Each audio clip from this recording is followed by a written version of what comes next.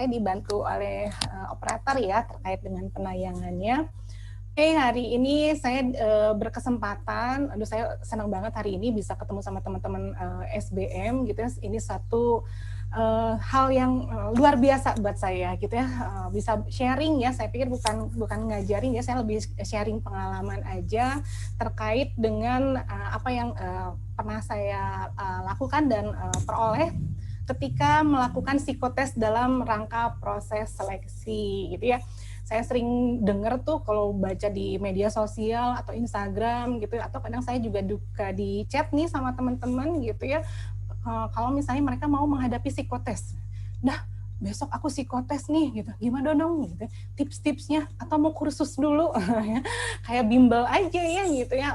Mau kursus psikotes dulu, besok ada tes ujian masuk perguruan tinggi ataupun kampus perusahaan misalnya atau instansi gitu ya. Oke, nah hari ini saya akan membahas tentang psikotes, yay or nay ya gitu ya. Oke, kita coba masuk ke slide selanjutnya ya Mbak ya gitu ya. Pertama, ketika teman-teman itu masuk ke dalam satu kampus, kan berharapnya nanti teman-teman bisa berkontribusi ya, memanfaatkan atau mengoptimalkan ilmu-ilmu yang sudah diperoleh di kampus untuk bisa bekerja di satu instansi yang keren gitu ya. Nah, teman-teman di sini kebanyakan angkatan tahun berapa ya? Gitu ya. Nanti boleh ditulis di dalam chatnya sendiri ya. Nah, ketika teman-teman kuliah gitu ya, teman-teman udah terbayang belum kalau saya nanti lulus kuliah, saya akan bekerja berwirausaha atau masuk ke dalam satu instansi gitu ya. Oke, kalau misalnya teman-teman diantaranya pada pengen kerja di dalam satu instansi apa namanya, seperti apa bentuknya, udah kebayang belum gitu ya. Jadi coba teman-teman bayangkan teman-teman mau kemana sih gitu ya, perusahaan yang akan teman-teman tuju di sini gitu ya. Nah, ketika teman-teman di sini udah tahu nih perusahaan-perusahaan yang mau disasarnya seperti apa, yang mau disasarnya apa gitu ya. Kemudian kayak gimana nih gitu ya perusahaannya. Apa yang sudah teman-teman ketahui terkait dengan perusahaan itu sendiri gitu ya. Nah, di slide selanjutnya saya nulisin tuh gitu ya, sejauh mana teman-teman tahu tentang perusahaannya. Apa sih yang teman-teman ketahui gitu ya terkait dengan perusahaannya sendiri gitu ya. Pertama adalah perusahaannya ini perusahaan yang bergerak di bidang apa sih? Company profile-nya kayak gimana? Gitu ya. Dia ada di mana lokasinya? Punten Mbak, slide berikutnya ya. Oke, kemudian pekerjaannya, jabatannya, posisinya, ya di bidang apa? Di kota mana gitu ya. Setiap perusahaan ketika ada satu jabatan satu perusahaan akan berbeda karakteristiknya antara satu jabatan satu di perusahaan dengan di perusahaan yang lain gitu ya. Kemudian teman-teman udah coba searching belum, cari tahu belum mengenai budaya organisasinya seperti apa. Kenapa kita penting nih untuk tahu, biar kita nanti bisa tahu sebenarnya mereka cari orangnya yang kayak gimana sih gitu, atau butuh orangnya yang seperti apa gitu ya. Kemudian apa sih yang menjadi kekuatan dan kelemahan dari perusahaan itu ya. Ini perusahaannya perusahaan multinasional atau internasional gitu ya, atau ini perusahaannya perusahaan yang baru berdiri misalnya gitu ya. Ini juga teman-teman mesti kenali gitu ya. Terus juga tantangannya apa ya si perusahaan ini gitu ya. Misalnya sekarang perusahaan di bidang manufaktur misalnya, apa sih tantangan yang akan dihadapi oleh perusahaan manufaktur? Apa sih peluang-peluang saat ini di Indonesia misalnya gitu ya, atau di dunia internasional terkait dengan perusahaan manufakturnya sendiri gitu ya. Kemudian dari situ nanti kita bisa lihat, oh sebenarnya gitu ya, kita bisa memperkirakan nih gitu ya, kompetensi apa atau orang-orang seperti apa atau karakteristik pribadi yang seperti apa yang banyak dibutuhkan bekerja di perusahaan itu gitu ya. Jadi bisa terbayang kalau misalnya perusahaan internasional kira-kira pasti butuh orang-orang yang jago dong bahasa Inggris gitu ya. Terkait misalnya perusahaan internasional penggunaan komputer juga udah pasti ahli misalnya gitu ya. Terus apalagi, oh ini perusahaannya banyaknya yang masih muda-muda misalnya gitu. Nah, kalau yang muda-muda itu perilaku seperti apa? Gitu ya. Oke, setelah misalnya kita tahu nih apa sih perusahaan yang akan kita tuju, kemudian juga seperti apa perusahaannya. Nah, dari situ nanti kita bisa lihat ketika si perusahaan itu sedang mencari orang, dia akan melakukan proses rekrutmen. Nah, apa bedanya rekrutmen sama seleksi? Nah, slide berikutnya, rekrutmen, perusahaan itu pasti akan melakukan rekrutmen ketika dia mencoba mencari orang yang sekiranya bisa match, bisa dinilai berkualifikasi, berkualitas untuk dia bisa duduk di jabatan tersebut, gitu ya. Prosesnya apa rekrutmen? Mungkin teman-teman sering baca tuh di media sosial, oh dibutuhkan, dicari, misalnya apa rekrutmen atau segala macam, atau melalui kampus, gitu ya. Misalnya informasinya diperoleh dari kampus bahwa ada pembukaan, misalnya ada sedang dicari kebutuhan untuk orang duduk di jabatan tertentu, gitu ya. Itu adalah namanya proses rekrutmen, disebar semuanya, di mana dicari orang-orang yang kira-kira memiliki kualifikasi tersebut. Nah, setelah misalnya kita masukin tuh sekian banyak aplikasi, gitu ya, lewat CV dan CV lewat email, gitu ya. Kemudian kita akan melakukan proses seleksi tuh. Nah, seleksi itu apa? Seleksi itu adalah bagaimana kita memilih orang-orang yang akan kita ambil untuk menjadi pegawai kita, gitu ya. Orang-orang yang dari mana? Orang-orang yang tadi yang sudah mengirimkan aplikasi lamaran kerjanya ke perusahaan tersebut, gitu ya.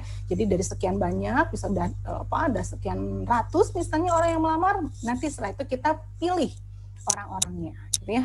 Nah, mungkin teman-teman juga pernah dengar ya bahwa ternyata ketika di dalam satu perusahaan penerimaan karyawan itu nggak hanya sekedar masukin lamaran itu langsung diterima, gitu ya, atau hanya sekedar masukin lamaran, interview itu langsung diterima, atau proses seleksinya seperti itu.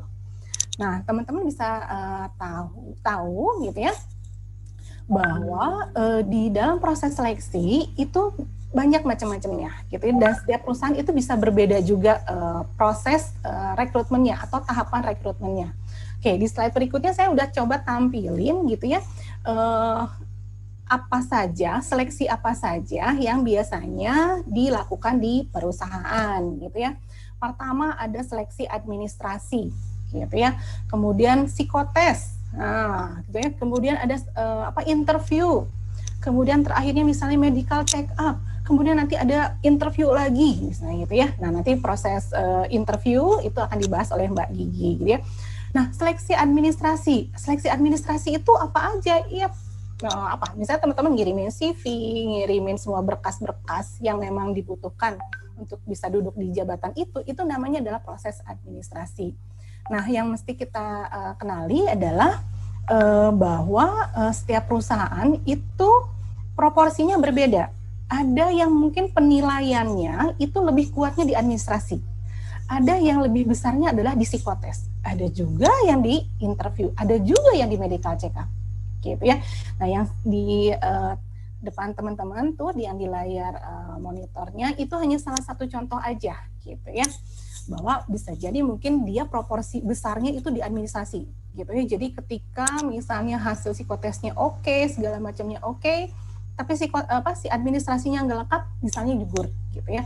Atau nanti di ranking, jadi nanti nilainya akan dilihat berapa persen, gitu ya. Seperti itu yang biasanya dilakukan di perusahaan-perusahaan untuk proses seleksi, gitu ya. Nah, kemudian ketika teman-teman masukin tuh ya CV-nya, gitu ya, kemudian masukin berkas-berkasnya, nah kita melakukan penyaringan, nah gitu ya. Oke. Saringannya yang kayak gimana? Nah, saringannya tadi, yang seleksi ini adalah saringannya, gitu ya. Yang dicari yang kayak gimana sih? Yang dinilai berkualifikasi, yang berkompetensi, yang punya potensi, yang gimana? Nah, ini pasti dicari tuh, sampai misalnya saringannya mulai yang lubangnya besar-besar. Nah, saya kasih gambar sebenarnya di slide berikutnya ya, Mbak Ninuk, bisa tolong dibantu. Saringan yang mulainya lubangnya besar-besar, udah dapat.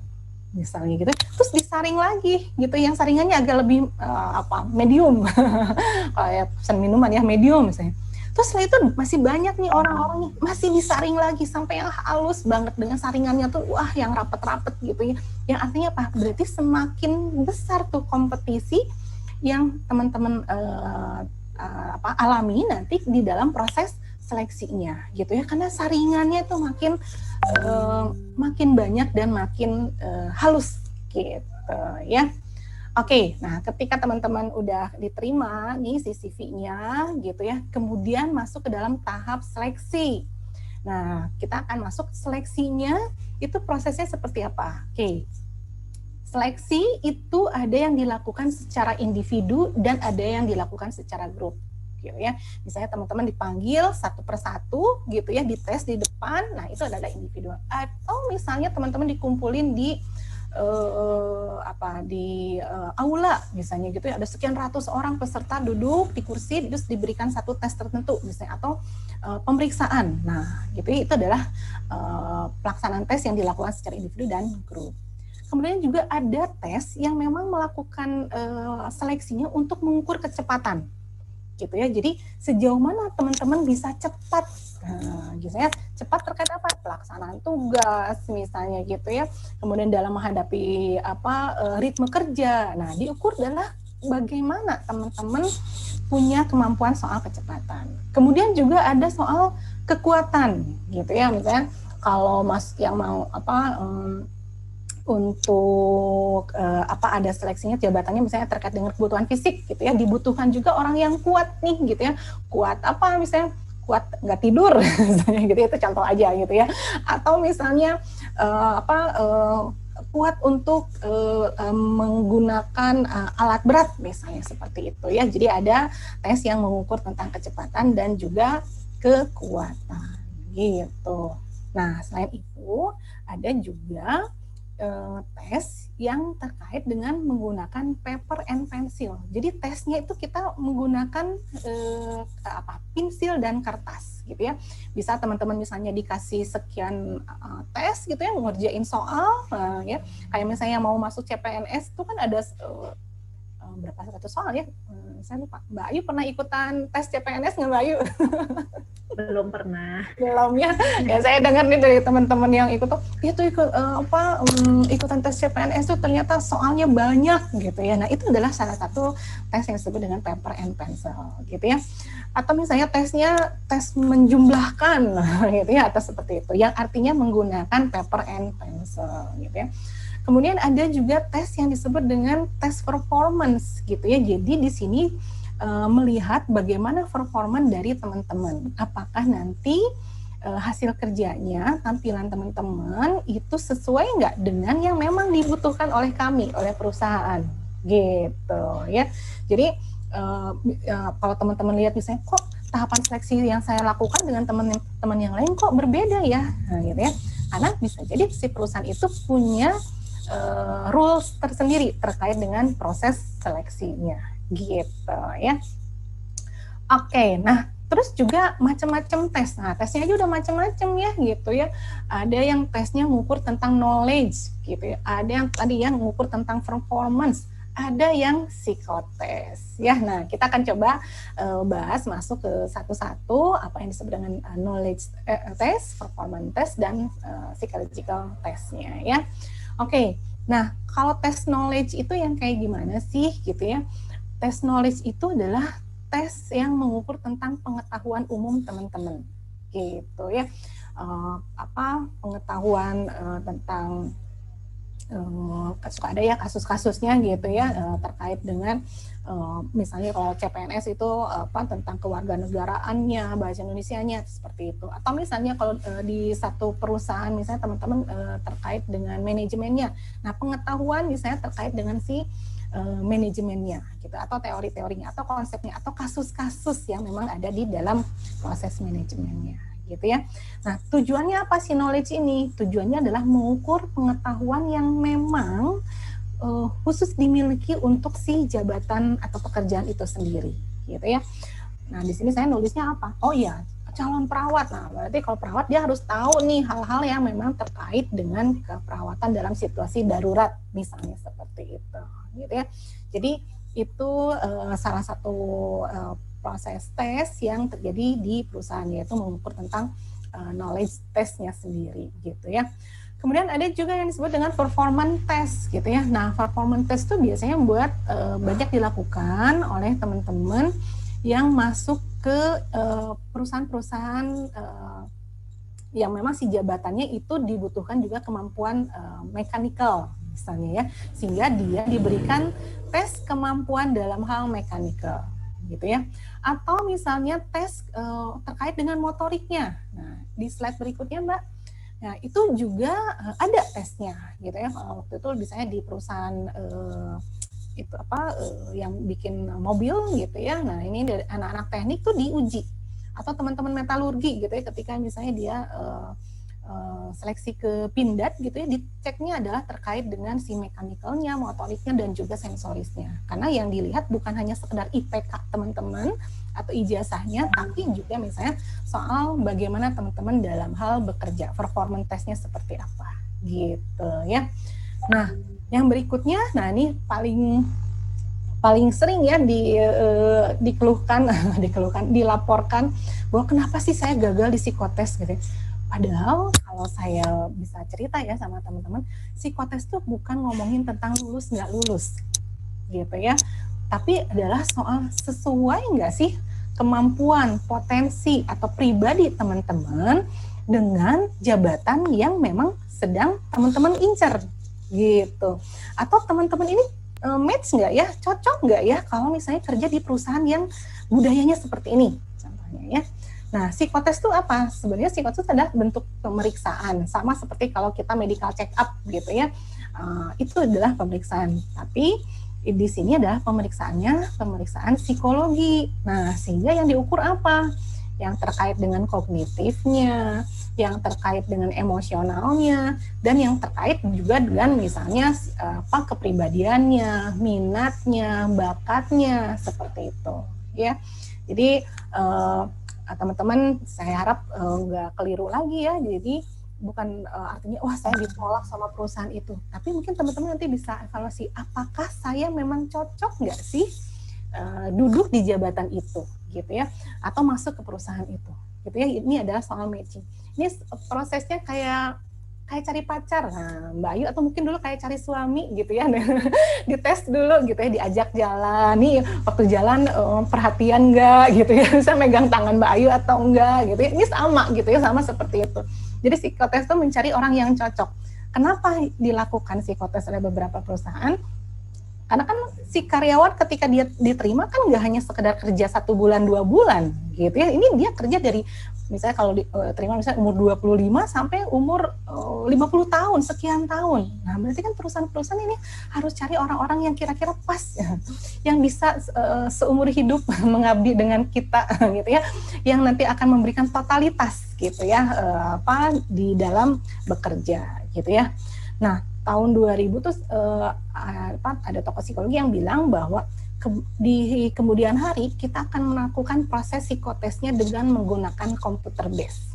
Dan itu sebenarnya sekarang udah dilakukan ya, udah terjadi ya, kita melakukan psikotes itu sudah melalui proses online gitu ya. Jadi nanti kita saya hanya lihat Mbak Ayu di sini, Mbak Gigi gitu, Mbak Ninuk di sini gitu ya, Mas Adrian, ini kita bisa akan lakukan semacam tes gitu ya, atau nanti teman-teman akan ditempatkan dalam satu ruangan, terus nanti teman-teman dikasih satu komputer satu-satu, nanti si tesnya itu ada di layar komputer teman-teman itu sendiri gitu ya. Apa sih yang ditesinnya? Ya sama aja terkait dengan pemeriksaan psikologi, hanya dalam bentuk atau formatnya digital atau computer based testing gitu ya. Nah ini mungkin yang banyak teman-teman tanyakan ya, sebenarnya apa sih yang kita ukur di dalam aspek tes psikologi. Nah, slide selanjutnya Mbak, itu ada yang namanya adalah aptitude, personality, dan attitude gitu ya. Oke, aptitude itu apa? Jadi di sini kita mengukur mengenai kemampuan teman-teman dalam melakukan tugas-tugas tertentu gitu ya, kecerdasannya seperti apa gitu ya. Kemudian personality. Nah, personality itu kita mengukur, melihat gaya teman-teman tuh kayak gimana sih kalau misalnya lagi kerja. Nah, kita bisa lihat nih gitu ya, oh ternyata kalau Mbak Ayu tuh kalau lagi ngerjain dia tuh akan nunduk fokus. Nah itu adalah ngomongin tentang kepribadian. Maaf ya Mbak Ayu ya. Misalnya pas lagi cara berinteraksi dengan lingkungan dan orang lain. Nah misalnya kalau ada orang kakak senior gitu ya misalnya gitu ya, kakak senior atau dosen lewat itu kita akan cuek bebek gitu ya, atau menyapa atau pura-pura nggak lihat gitu ya.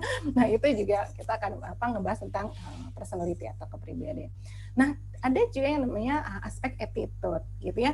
Di sini kita akan mengukur seberapa besar sih motivasi yang teman-teman punya ketika mengerjakan satu tugas gitu ya. Atau misalnya teman-teman sendiri sebenarnya minat nggak sih untuk bekerja di perusahaan itu? Jangan-jangan teman-teman sebenarnya ngelamar ke perusahaan itu karena disuruh orang tua gitu, atau misalnya orang tuanya bekerja di bidang yang sama jadi terdorong ke sana padahal misalnya nggak minat gitu ya. Dan juga diukur terkait dengan nilai-nilai yang dimiliki oleh teman-teman sendiri gitu ya. Nah, saya coba mau ngasih bocoran nih gitu ya, bocoran terkait dengan kalau aptitude test tuh tesnya yang kayak gimana aja nih. Nah, ya. Nih, di slide berikutnya saya udah tulisin banyak ya apa saja yang diuji di dalam tes aptitude gitu ya.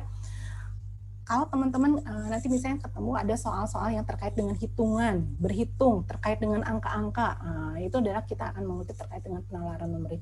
Atau misalnya dikasih nanti ada soal-soal bahasa, gitu ya, soal kalimat, gitu ya, menemukan kesamaan kata segala macam, gitu ya. Atau menalar secara induktif sampai teman-teman nanti bisa melihat apa yang jadi inti masalahnya dan bagaimana pemecahan masalahnya. Atau ada misalnya terkait dengan mekanikal. Nah, kalau misalnya teman-teman fisika kan suka ada ya, dulu zaman SMA kita tuh ada yang gambar, misalnya kalau ini tuas diangkat gitu ya, nanti akan kemana atau berat bebannya akan seperti apa. Nah, seperti itu ya. Kemudian ada yang terkait dengan diagram-diagram gitu ya, nanti bentuk soalnya itu seperti itu. Ada juga yang terkait dengan spasial gitu ya, bentuk gitu ya. Kemudian juga ada yang terkait dengan situasional, ada juga terkait dengan penalaran logika, gitu ya. Nah ini adalah salah satu aspek yang diukur yaitu aptitude test. Nanti ini salah satunya gitu. Jadi tapi nggak semuanya ya, nggak semuanya dikasih gitu ya. Ini akan dilihat sesuai dengan perusahaan yang dikejar dan juga jabatan yang akan dituju. Gitu ya. Jadi antara jabatan yang satu dengan yang lainnya bisa jadi berbeda gitu ya. Mungkin kebutuhannya seperti apa, kemudian si perusahaan itu pun juga akan berbeda gitu ya. Ini mungkin teman-teman dulu waktu pas masuk SBM kan ada psikotes ya gitu ya. Nah, sama seperti itu ya, tes-tes untuk masuk ke perguruan tinggi gitu. Itu. Nah, kalau yang tes kepribadian kayak gimana nih gitu ya. Kepribadian tuh seperti hari ini saya pakai kerudung kuning, Mbak Ayu pakai kerudung kuning, Mbak Gigi pakai kerudungnya warna biru gitu ya. Dilihat pribadinya orang yang berkerudung kuning atau yang berkerudung biru bukan kayak gitu. Atau nih Mbak Ayu nih zodiaknya kayaknya Sagittarius, wah ini tipikalnya gitu ya. Atau saya Mbak Endah Taurus nih tipenya pekerja keras, kenapa? Karena gambarnya banteng, jadi nggak gitu ya, nggak, bukan kepribadian seperti itu. Atau pakai sio gitu, sio ayam, sio kuda, ada nggak sio kuda? Pokoknya sio itu ya, bukan itu tentang kepribadian ya. Jadi di sini nanti kita akan mengujinya lewat satu tes, ada yang disebut dengan projective test dan inventory gitu. Jadi kita akan mengukur reaksi spontan yang dikeluarkan oleh teman-teman, dan itu adalah sebenarnya ada satu indikasi bentuk kepribadian atau gambaran kepribadian dari teman-teman sendiri gitu ya. Atau mungkin nanti teman-teman akan diberikan sekian banyak soal yang nanti jawabannya tidak ada yang benar, tidak ada yang salah. Jadi teman-teman begitu ingat ya, kalau misalnya ada instruksinya ini jawabannya nggak ada yang benar, nggak ada yang salah, berarti sebenarnya bukan mengukur tentang knowledge-nya gitu ya, tapi itu adalah mengukur tentang kepribadian dari teman-teman itu sendiri gitu ya.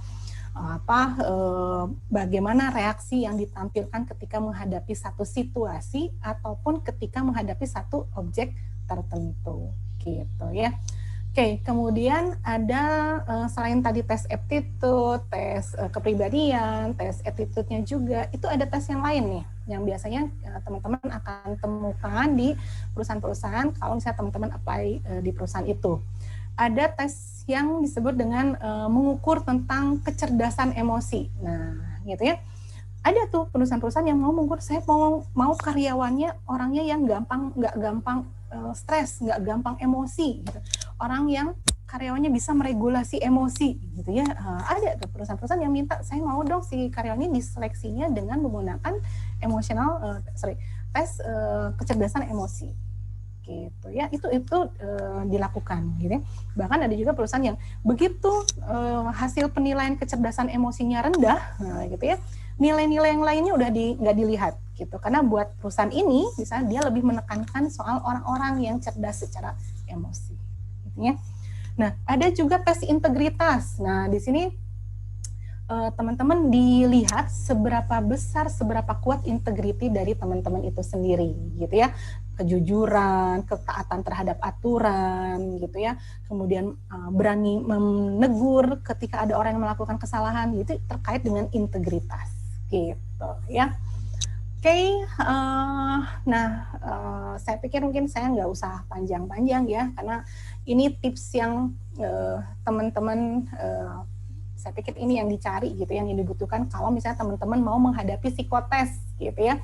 Apa aja tipsnya? Yang pertama, teman-teman nggak usah capek-capek kursus gitu ya. Saya pernah lihat kita nggak usah, mungkin pernah lihat tuh di Bandung lah, di salah satu tempat itu ada baliho yang sangat besar gitu ya.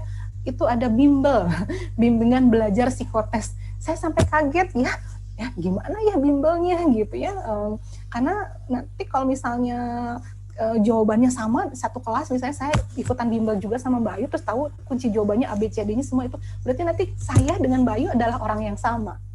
Padahal saya dan Mbak Ayu itu adalah orang yang berbeda, yang pasti kepribadiannya mungkin beda, atau motivasi, minat, bahkan dan yang lain-lainnya. Jadi sebenarnya teman-teman cukup istirahat gitu. Jadi kalau misalnya besoknya teman-teman mau psikotes, malamnya nggak usah begadang, nggak usah nonton drama Korea, gitu ya. Jadi stop dulu drama Koreanya. Jadi istirahat dulu. Biar besok Biar besok ketika menghadapi stres, menghadapi psikotes itu nggak stres gitu ya. Atau misalnya malah ngantuk, atau malah jadi kesiangan, keburu-buru datang ke tempat tesnya. Wah, itu lebih ribet nantinya gitu. Jadi teman-teman nggak tenang gitu ya. Sarapan, jangan lupa sarapan ya, jangan sampai nanti pas lagi tes terus ngelihat ada tesnya angka-angka banyak besar, aduh pusing gitu ya, pusingnya karena dihadapkan pada sekian banyak tes dan juga belum sarapan misalnya gitu. Nanti itu bisa mengurangi penilaian bahwa artinya berarti dia tidak mempersiapkan diri untuk menghadapi situasi tes ini. Terus kemudian adalah tenang, gitu ya, berusaha untuk tenang, gitu ya, bahwa yang kita lakukan adalah untuk melihat kesesuaian saya untuk dapat duduk di jabatan itu ataupun di perusahaan itu, gitu ya. Tetap optimis, gitu ya, optimis bahwa saya akan bisa melakukan yang terbaik. Keluarkan potensi-potensi yang teman punya, gitu ya. Yakin diri, gitu ya. Yakin diri bahwa Tuhan akan memberikan yang terbaik buat kita, gitu ya. Kalau misalnya kita berusaha untuk sungguh-sungguh, tidak dipungkiri bahwa teman-teman juga akan mendapatkan keberhasilan, gitu ya. Jadi tipsnya jangan tanya-tanya bocoran, gitu ya. Atau misalnya kalau ngegambar itu nanti gambarnya pohonnya harus pohon beringin, gitu ya. Semua gambar pohon beringin. Atau nanti kalau ngegambar pohonnya harus pohon apel, semuanya ngegambar pohon apel, gitu ya. Nah, itu jadi pertanyaan juga ya, gitu. Kenapa kok seperti ini? Ini orangnya seperti apa? Padahal bukan yang dilihat bukan itu aja, gitu ya. Jadi jangan terpengaruh oleh hal-hal yang seperti itu. Karena di internet, di toko buku juga banyak ya menghadapi psikotes. Nah, saya pikir teman-teman cukup yakin diri dengan potensi yang teman-teman punya, berusaha untuk tenang, keluarkan potensi yang teman-teman punya, berusaha dan berdoa. Saya pikir mungkin itu ya tips pentingnya ya. Nanti tahapan berikutnya, seleksi berikutnya, interview dan CV itu akan dibahas oleh Mbak Gigi sendiri, gitu ya. Oke, saya boleh kasih lihat slide terakhir Mbak Nah, oke, slide berikutnya. Nah, ini foto yang saya paling suka, gitu ya. Eh, ini ketika saya datang ke SBM dengan Bu Lala, Mbak Gigi, dan segala macam, ini teman-teman saya di Apio, dan saya ucapkan terima kasih buat teman-teman sudah mau bergabung di acara kita. Kita akan sharing-sharing, nanti kalau misalnya mau ada yang tanya dan segala macam, saya persilahkan. Gitu kali ya Mbak Ayu ya. Oke, Mbak Endah, luar biasa. Oke, sekarang saya sekali. lanjutkan tadi pemaparan dari Mbak Endah. Suara saya udah jelas ya Mbak Ayu? Udah oke? Ya. Jadi melanjutkan apa yang tadi Mbak Endah sampaikan, memang betul sekali bahwa antara kandidat dan perusahaan itu atau hiring manager itu yang dicari adalah kecocokannya, ya. Sekarang itu person organization fit atau kecocokan needs dan value dari kandidat atau calon karyawan itu merupakan aspek pertama yang diukur di perusahaan. Kemarin saya bergabung dengan rekrutmen di Bank Indonesia, dan aspek person organization fit itu merupakan aspek pertama yang harus memenuhi, baru diukur aspek-aspek lain seperti kecerdasan, kepribadian, dan lain sebagainya. Ya, jadi saya setuju sekali dengan tadi Bu Endah, bahwa yang penting adalah kecocokan. Nah, dan di sini juga saya mau cerita sedikit dan saya kasih apresiasi buat teman-teman di sini. Saya ikut bergabung dengan tim pengajar kelas Performance Art ya tahun 2020 ini di SBM ITB, dan itu menambah pengalaman mengajar saya di sini ya, selain di universitas lain juga. Saya ngelihat gini ya, kalau kelemahan atau kekurangan dari mahasiswa itu umumnya sama. Mahasiswa yang baru masuk ke jenjang kuliah, yang tadinya apalagi yang S1 ya, yang tadinya SMA kemudian kuliah, itu kelemahannya sifatnya sama di semua universitas. Merasa insecure dengan tugasnya ya, sering nanya, ini gimana, takut salah, kemudian lalai dalam mengerjakan tugas, apakah itu terlambat atau lupa, printer rusak, dan lain sebagainya. Belum bisa secara cepat sigap mencari solusi gitu. Ya, kelemahan itu saya temui di semua kampus. Tapi kelebihannya ini yang saya nggak temui di kampus-kampus lain. Ya, dalam waktu yang singkat, 30 menit itu kalau misalnya coba ciptakan suatu produk atau ciptakan suatu acara, kalian tentukan mau ada tiket price-nya berapa, audiensnya siapa, tempatnya di mana, dan itu jadi. Ya, waktunya 30 menit dan itu jadi. Dan jadinya pun bukan dengan kualitas yang asal-asalan, tapi dengan persentase yang menarik, dengan PPT yang keren gitu ya. Dan itu sejujurnya saya tidak temui di kampus lain. Ya, jadi soal kreativitas, soal berpikir kritis, soal problem solving itu betul-betul saya apresiasi ya, karena memang memiliki nilai lebih pada hal tersebut. Begitu ya. Nah, hari ini saya mau menjelaskan mengenai online interview terutama, tapi nanti di belakang ada membahas sedikit mengenai personal branding dan mengenai kurikulum vitae ya, karena terkait dengan kondisi kita sekarang yang semuanya serba online. Kerja dari rumah dan proses seleksi rekrutmen pun otomatis pun tidak dilakukan di kantor, tapi dilakukan secara online. Untuk sebagian orang, hal ini tidak menjadi masalah. Ya, orang lebih nyaman secara online. Tetapi tidak semua orang, ada juga yang merasa ini tidak mudah, baik dalam hal teknologinya maupun secara teknis, ataupun memang terbiasa bertatap muka secara langsung. Ya, tapi kita perlu ingat bahwa bisa jadi online interview atau misalnya work from home ini akan terjadi secara terus-menerus ya, karena kalau dilihat dengan online interview itu menghemat waktu, menghemat biaya, baik bagi kandidat maupun bagi perusahaan atau hiring manager. Ya, nah kadang-kadang kita udah interview nih ya, wah kayaknya ini keterima deh, ya percaya diri. Tapi kemudian nggak lama dari situ menerima email gagal. Ya kira-kira apa ya yang salah ya? Nah, di sini kita coba sama-sama untuk bring the best version of you dalam melakukan online interview. Nah, online interview itu definisinya adalah interview conducted through an online chat video atau audio platform. Jadi online interview. Halo, sekarang udah jelas? Sudah. Jadi posisinya harus segini jaraknya. Oke, thank you Ayu ya. Oke. Nah, online interview itu bisa dilakukan dengan video call.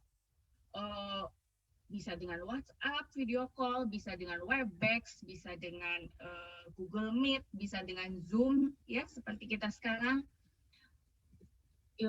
Banyak medianya. Atau bisa dengan recorded video. Kalau recorded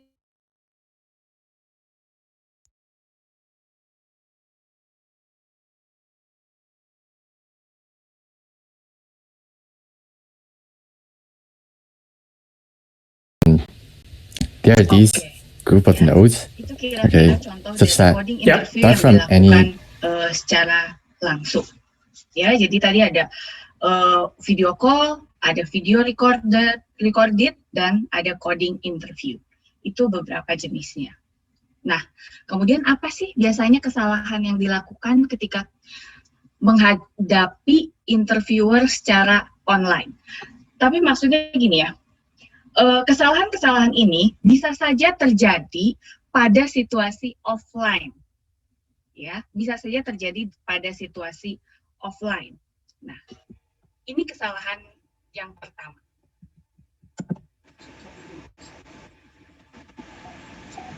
So tell me about yourself.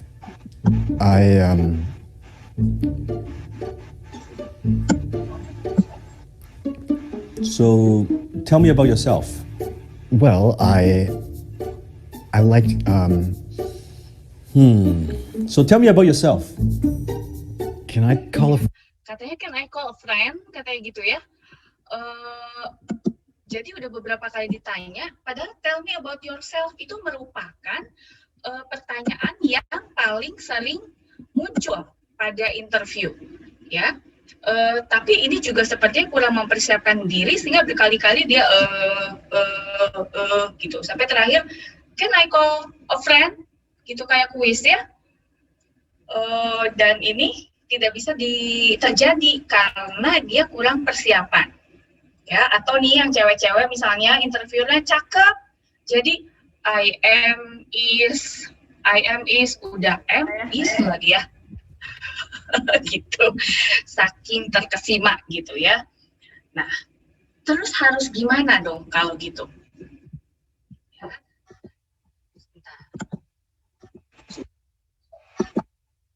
So tell me about yourself. Yeah, that's it. or And so, yeah, that's the end of my. That's it gitu. Ya. Gugup sih oke, wajar ya. Atau misalnya tiba-tiba ngeblank, lupa mau ngomong apa, atau tiba-tiba freeze gitu ya. Atau bergumam, nggak jelas mau ngomong apa gitu. Nah, kesalahan-kesalahan itu sangat mungkin terjadi. Ya. Nah, kemudian yang berikutnya, karena ini Yeah, that's online, it. nah gimana nih ceritanya? Coba hayati kalau kita hiring manager yang di interviewnya begini posisinya. Kira-kira orang ini well prepared tidak menghadapi online interview? Ya, sekalian aja pakai bajunya hoodie kegedean, nggak usah pakai kemeja ya. Kalau setidak niat ini maksudnya. Nah, jadi kita usahakan harus natural. Ya, harus natural, tapi yang namanya natural itu ya bukan artinya nggak pakai persiapan ya, justru karena sakingnya kita sering ngulang-ngulang sampai terbiasa mengucapkan itu, kita seakan-akan menjadi terlihat natural. Ya, jadi kesalahan yang pertama dalam interview itu kurangnya persiapan, dan ini memang terkait ya, jadinya kelihatannya nervous gitu. Makanya coba latihan ya. Latihan, kita tulis mau ngomong apa, udah ditulis, kalau perlu kita videokan ya. Kita kritik penampilan kita. Kira-kira kalau kita ngelihat penampilan kita kayak gitu, mau nggak ya saya nge-hire orang kayak yang lagi ngomong ini, padahal lagi ngomongin diri sendiri ya. Tapi mau nggak ya? Atau cari second opinion. Rekam, kita tonton sama temen, dan kita minta masukan. Ya, coba kita lihat diri kita dari perspektif yang berbeda, kemudian kita perbaiki kesalahan-kesalahan tersebut, lakukan dengan cara yang benar, kita ingat-ingat, ya, latihan terus-menerus. Gitu. Jadi jangan pikir, ini kan cuma percakapan biasa, ya, nggak bisa kayak gitu. Karena nih pengalaman saya dan juga pastinya Bu Endah ya, kita tuh ngewawancara bukan cuma 1-2 ya Bu Endah ya. Bukan cuma 1-2, apalagi kalau perusahaannya besar. Perusahaannya besar. Jadi kalian nggak bisa, kalau di kurva normal itu ya, nggak bisa jadi yang biasa-biasa. Pilihannya cuma 2. Jadi ekstrim bagus atau jadi ekstrim yang jelek. Ya, itu baru akan diingat. Kan nggak mau jadi ekstrim yang jelek ya. Kalau begitu kalian harus jadi outstanding tampilannya dan jawabannya. Gitu. Research soal company-nya. Ya, jadi nanti kalian ditanya itu tahu, kalau perlu wawancara cari LinkedIn-nya, gitu, media sosialnya dicari. Jadi kita prepare sampai ke mencari informasi-informasi seperti itu. Latihan menghadapi pertanyaan-pertanyaan yang sering muncul, misalnya tadi, tell me about yourself, tell your story, gitu. Ya. Jadi nih, saya kasih teknik ngelesnya ya. Kalau nervous, masih nervous nih udah persiapan. Ya, namanya juga manusiawi ya. Boleh lah. Teknik ngelesnya tuh ada 2. 1, tarik nafas panjang dulu ya, sebelum jawab.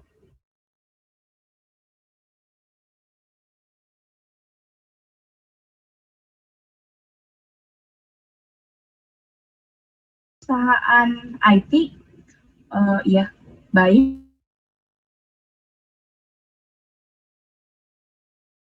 Ke-mute, Mbak. Ya, terima kasih atas pertanyaannya. Ya, terima kasih atas pertanyaannya.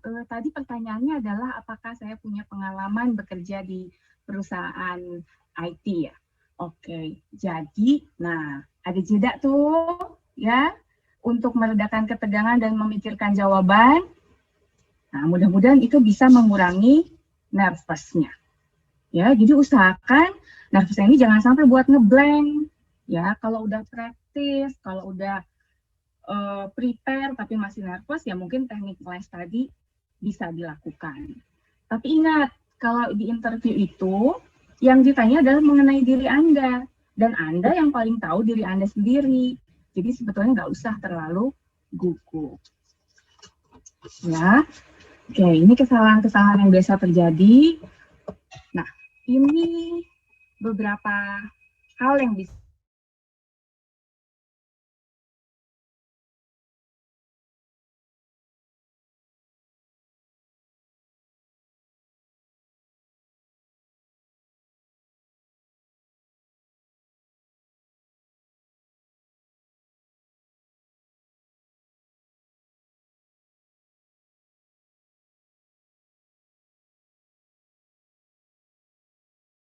kan, ya.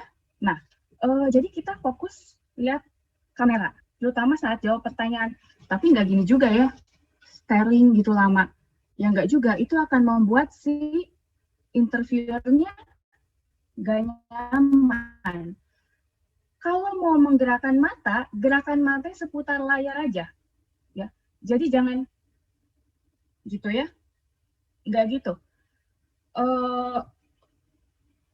Gerakan matanya hanya seputar layar. Gitu. Terus ya, ini yang suka lupa. Jangan ngaca, ya, jangan ngaca kalau di kamera ini. Gitu ya, jangan ngaca. Kalau mau memperbaiki riasan, lakukan sebelum interview, jangan saat interview. Jadi fokus pada kamera kontak. Gitu. Nah, kemudian nih, pertanyaan yang sering muncul, tell me about yourself. Hiring manager itu nggak mau dengar cerita Anda dari TK, ya, atau dengar personal life Anda terlalu banyak. Nggak mau dengar itu. Ya. Jadi persiapkan, kalau persiapan itu boleh misalnya di kertas, di depan ini supaya kita baca poin-poinnya gitu ya. Yang mau mereka dengar adalah profesional kualifikasi. Ya, profesional kualifikasi. Nah, jadi kalau mau bicara, itu bicaranya gini. 1, saya pernah kerja di company apa, jabatan saya apa, berapa lama, dan job desk-nya adalah apa. Ya, poin-poin itu. Gitu. Ingat, impresi 5 menit pertama itu bisa menentukan segalanya. Ya, jadi penting untuk tampil oke pada saat 5 menit pertama. Nggak usah cerita hewan piaraan lah, ya.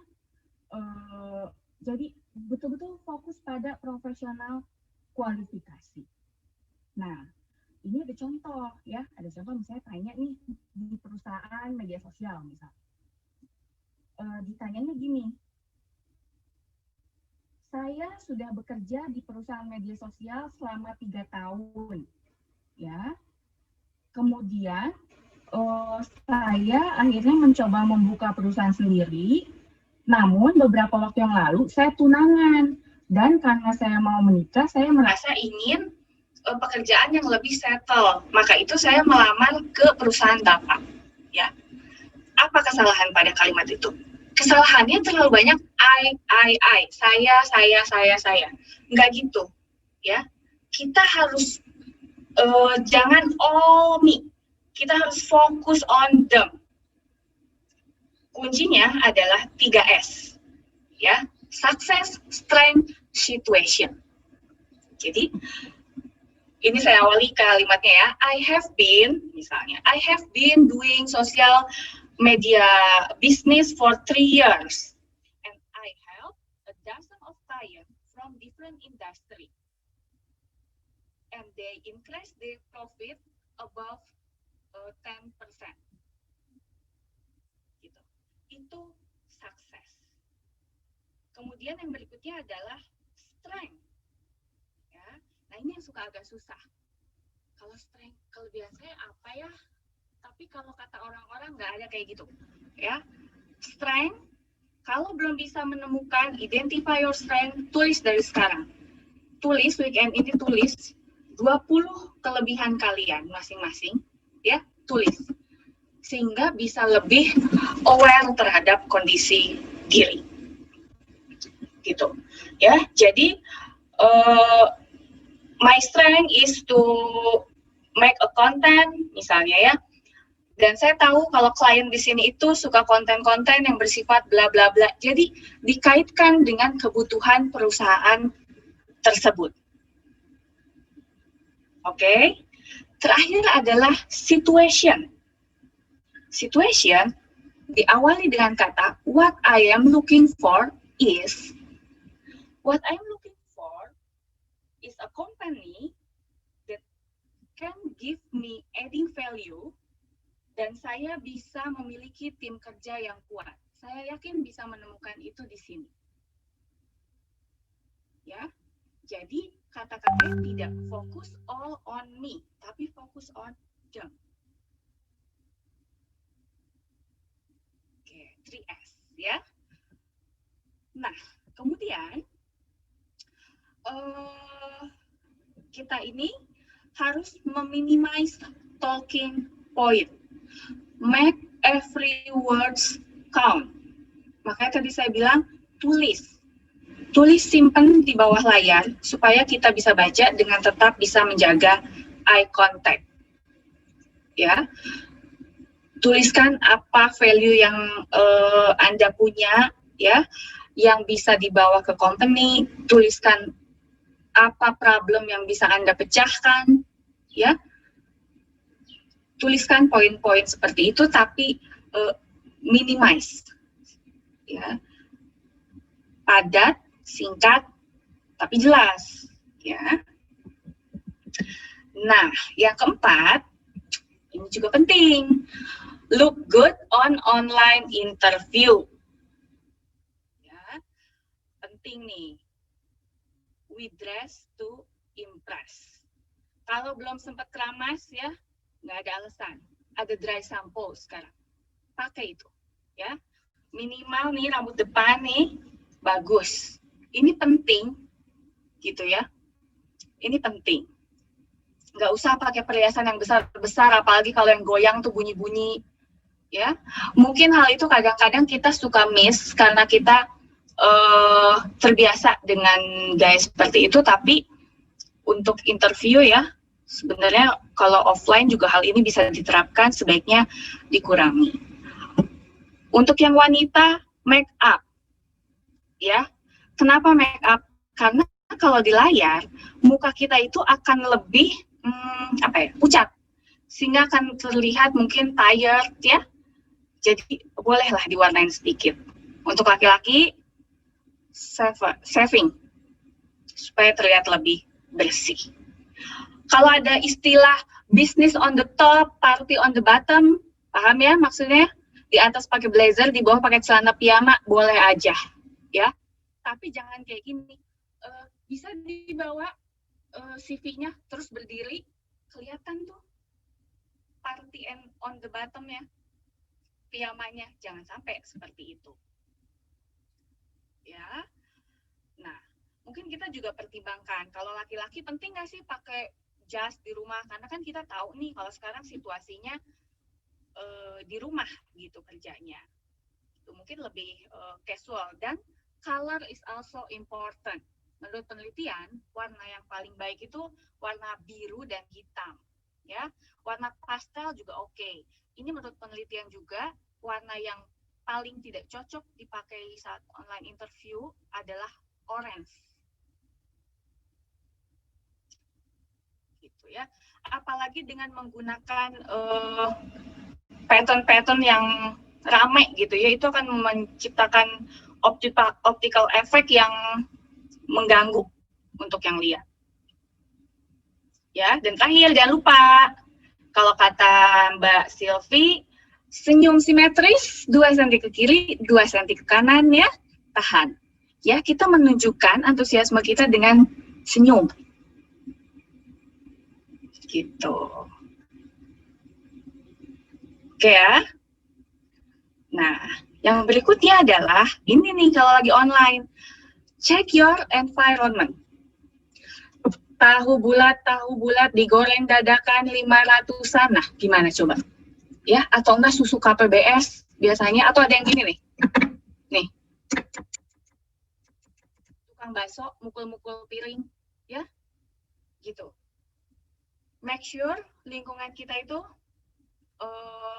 nggak ada polusi suara, ya. Itu harus dijaga, dan suara kita pun jelas. Lighting itu penting. Jangan lighting itu bukan dari atas, bukan dari samping. Kalau dari samping itu kelihatan terangnya cuma sebelah, nanti kayak monster, ya. Lighting itu bisa dari jendela yang berada di depan kita, atau kalau perlu pakai ring light. Gitu. Ya. Yang berikutnya background. Boleh pakai background virtual, tapi memang pakai yang apa adanya juga boleh, tapi yang bersih gitu. Coba ditata sedikit, boleh seisi rumah berantakan, tapi minimal bagian ketika kita online itu dibuat serapih dan seestetis mungkin. Ya. Kemudian posisi kamera itu harus sejajar, jangan dilihat dari bawah ya, nanti kita bisa melihat dagu-dagu yang kita tidak sadari kita punya ya. Jadi jangan. Posisi kamera itu harus sejajar. Kalau kurang sejajar, ganjel, pakai buku atau pakai apapun. Ya, itu penting. Dan baterai. Nggak ada alasan baterai habis, ya. Semua harus well prepared. Gitu. Oke, nah itu kira-kira. Nah, ini ada beberapa contoh. Nah, ini lihat. Kelihatannya ini ya, bukan tahu bulat ya kalau ini ya. Di sana nggak ada yang jual tahu bulat. Tapi di sini ada anaknya berantem di belakangnya, itu akan mengganggu. Gitu. Nah, nih yang paling kiri ini masalah lighting, posisi kamera juga ini tidak sejajar. Yang berikutnya ini, ya, nih pakaiannya tidak profesional. Tadi saya bilang pakai oversize hoodie itu menunjukkan ketidakniatan ya, kurang profesional. Yang paling bawah juga ini fotonya mengenai posisi kamera dan lighting. Jadi hal-hal ini mungkin simpel, tapi ini bisa menentukan akan menaikkan value kita atau justru mendowngrade kita. Ya. Nah, saya bahas dikit nih. Tadi kalau bahas soal strength ya, mungkin nggak ditanya soal weakness-nya. Iyalah, ya. Terus mau jawab apa? Oh, I have none. Masa sih? Ya, nggak mungkin. Atau no one ever told me my weaknesses. Nggak bisa jawab gitu. Jadi harus jawab apa kalau ditanya kelemahan, kekurangan? Jawablah sesuatu yang trainable atau bisa kita tingkatkan. Jadi bukan saya perfeksionis, saya workaholic, itu bukan juga jawabannya. Tapi kita bisa jawab gini, saya sebetulnya orang yang cenderung introvert. Dalam kelompok, saya itu agak malu untuk mengeluarkan pendapat saya. Tapi, saya berusaha mengatasi ini dengan aktif di beberapa organisasi. Jadi, jangan lupa sertakan upaya kita untuk terus belajar. Ya, atau gini, saya itu banyak ide di kepala, tapi saya nggak tahu gimana menentukan prioritas yang mana dulu yang harus dikerjakan. Nah, untuk itu saya banyak baca buku, ya, dan juga kalau sudah bekerja di sini, saya terbuka untuk menerima coaching dari para senior. Itu justru jadi menunjukkan nilai lebih, ya. Oh, orang ini baca buku, orang ini memiliki keinginan untuk belajar dan terbuka terhadap masukan. Gitu, ya. Oke, nah ini ada contoh nih, Oreo dan Oreo Supreme. Ya, siapa yang udah pernah makan? Oreo Sultan katanya ya. Yang kiri harga 8.000, yang kanan yang merah harganya 500. Isinya sama-sama 3, dua-duanya sama-sama Oreo. Ya. Kenapa yang Supreme ini 500.000? Berarti berapa kali lipat itu kalau 500?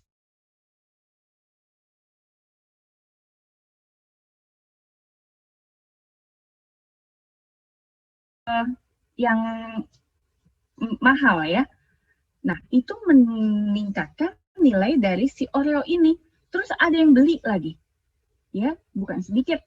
Gitu yang penasaran juga banyak. Jadi ini peran brand dalam suatu produk. Nah, sama halnya kayak kita. Kita pengen dong memiliki brand yang dinilai itu seperti si Oreo Supreme ini. Ya, kita pengen punya brand yang meningkatkan kualitas kita, gitu. Ya, ada yang dikenal dengan personal branding. Personal branding ini adalah how you present yourself to the outside world because first impression is everything. Ya. Personal branding inilah yang ingin kita sampaikan melalui online interview atau dalam CV, bentuk komunikasi tertulisnya. Ya. Nah, sekarang gimana nih step-stepnya untuk membangun personal branding di dunia profesional? Ini step-stepnya, ya. Mungkin saya nggak jelaskan sampai sub-subnya, tapi ada 4 bagian. Yang pertama adalah identify, yang kedua adalah build, yang ketiga adalah market, ya, dan yang terakhir adalah nurture. Kalau misalnya orang ditanya, ya, pengen apa sih di hidup nih? Jawabannya relatif sama, 95% jawabannya pengen bahagia dan pengen sukses, ya. Tapi apa yang harus dilakukan untuk itu? Kita harus mengupgrade diri kita, baik secara luar maupun dalam. Secara dalam, sikap kedisiplinan, kerja keras, kemampuan komunikasi ya, itu harus dilatih terus-menerus. Nah, kemudian yang berikutnya adalah dari luar. Jadi bukan hanya kita bilang, nggak apa-apa kan saya punya kemampuan bagus. Kan yang penting inner beauty. Enggak itu aja.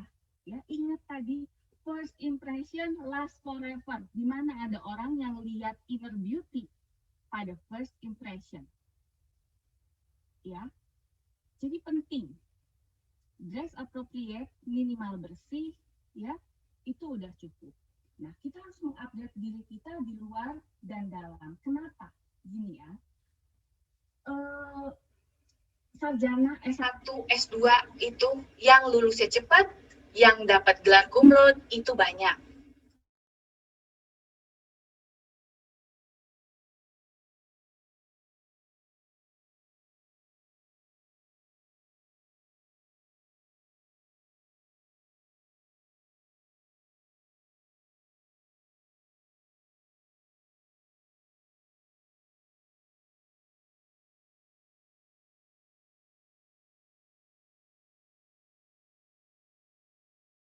Lengkap. Yang pertama harus dilakukan apa? Yang pertama, identify. Kita kenali. Kita ini tadi ya, saya bilang weekend ini kalau belum mengenali strength diri kita, kenali. Apa sih plus minus kita? Lebih jauh lagi, kita tuh punya superpower apa yang tidak dimiliki oleh orang lain. Nih, bahkan ya, kalau misalnya kita menyadari kekuatan kita, tapi masih ada gap dalam mencapai tujuan kita, sekarang nih, di masa-masa pandemi ini adalah saatnya untuk mengejar ketinggalan itu. Ya, yang kedua adalah build atau develop your story. Kalau kita punya tujuan, kita punya mimpi, mimpi itu butuh tools. Jadi kita harus mencapainya one step at a time. Kita harus bergerak cepat, kita harus start small. Ya, semua orang sukses itu mulainya dari kecil kok. Jack Ma, ya, Steve Jobs itu mulainya dari hal-hal yang kecil, gitu, ya. Manfaatkan sebesar-besarnya media sosial yang ada sekarang untuk membangun personal branding teman-teman semua, ya. Nah, kemudian yang ketiga, market. We are marketing ourselves. Ya, dalam rangka apa sih? Dalam rangka membangun networking. Because if you are not networking, you are not working. Jadi,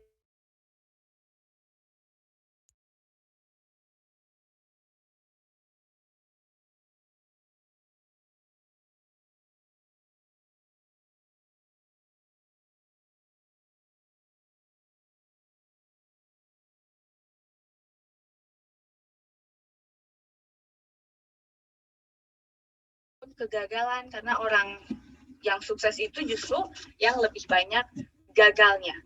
Nggak perlu membandingkan diri kita dengan orang lain, ya. Push yourself outside your comfort zone.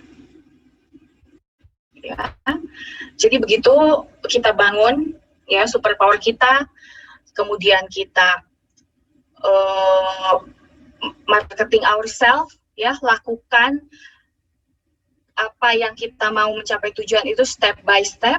Dan yang terakhir, jika ada gagal, itu kita ulangi lagi, ya, jangan menyerah, dan terus menerus belajar untuk meningkatkan kapasitas diri. Ya, itu kira-kira gambaran umum personal branding dalam profesional life.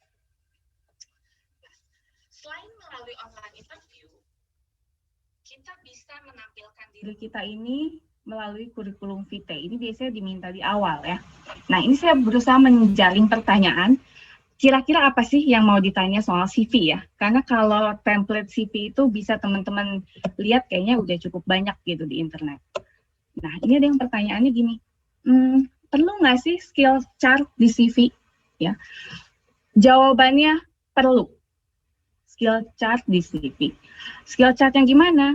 Yang betul-betul mengukur kemampuan diri, gunakan standar umum, ya, kalau TOEFL itu kan ada standarnya, ya, S1 berapa, S2 berapa, Kalau kita sudah melebihi itu, boleh kita katakan kita berada di atas rata-rata. Dan jangan lupa, proving your skill. Ya, kalau kita bilang skill kita ini di atas rata-rata, CV kita pakai bahasa Inggris, jangan heran kalau saat nanti bicara saat interview itu kita ditanya dengan bahasa Inggris juga. Oke, katanya waktunya 3 menit lagi ya, saya agak ngebut. Yang berikutnya adalah foto. Foto tuh katanya harus pakai nggak? Harus pakai, tapi yang gimana katanya ya. Nih, saya kasih contoh dulu. Pertama, contoh skill chart. Ini salah satu contoh skill chart. Ada yang pakai diagram batang, ada yang pakai lingkaran, ada yang pakai di bawah nih. Ini my favorite one. Ya, kita isi nih. Kita kira-kira nilainya berapa dari skala 1 sampai 6. Gitu. Dan kita bisa proving our skill ini saat interview. Ya. Foto. Foto itu harus profesional. Foto yang profesional itu ini pas foto pakai jas, pakai dasi kalau buat laki-laki ya. Ngadep depan, senyum tipis. Ini cocok buat perusahaan apa? BUMN ya. Swasta cocok. Nah, ini nih tipe-tipe fotonya tadi kalau saya lihat nih, Mas Adrian, Bu Lala, Pak Agus. Madep samping, senyum lebar. Ya, ini cocok untuk perusahaan-perusahaan multinasional misalnya ya. Memang ini profesional, smart casual kesannya. Ya. Yang ketiga, fotonya ini your own style. Kalau ini biasanya untuk pekerja-pekerja kreatif yang biasanya dominannya anak muda. Ya, jadi ingat pilih foto yang profesional, smart casual atau yang your own style ini bandingkan dengan perusahaannya, dengan industrinya. Yang terpenting be yourself.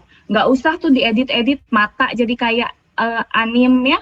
Nggak usah diedit-edit, ditirusin, diputihin, nggak usah. Nanti kaget kalau ketemu langsung atau saat interview. Oke ya. Nah, tipsnya 5C. Saya senangnya bikin singkatannya. Yang ini 5C, yang satu clear. Less is more, jadi 1 or 2 page only.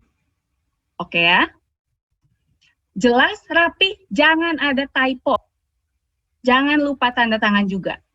Yang kedua, concise. Artinya, data yang dimasukkan itu relevan. Kalau ngelamar jadi analis data, nggak usah dimasukin itu skill bela diri. Ya, nggak penting. Oke ya? Jadi, harus relevan. Yang ketiga, komplit. Artinya informatif. Tapi bukan artinya pendidikan teman-teman dari SD juga, dari TK harus dimasukin. Ya. Yang keempat, konsisten. Jangan pakai tulisan alay, jangan pakai tulisan aneh-aneh yang biasa aja. Justify, Times New Roman atau Arial yang biasa aja. Dan current. Current artinya informasinya adalah informasi yang terbaru. Oke ya, gain your skill and show it to the world dengan menggunakan CV. Nah, ini hal-hal yang harus ada di CV. Profil, mungkin teman-teman juga udah tahu ya. Profil picture, personal kontak, ada sedikit ada sedikit summary-nya. Educational background, skill, and then work experience. Nah, terakhir, ini adalah ATS. Ini yang sering dipakai sekarang. Ya. ATS ini adalah Applicant Tracking System. Fungsinya apa? Pertama, untuk screening kandidat. Kedua, lihat matching-nya. Kematchingannya dengan yang dicari oleh perusahaan.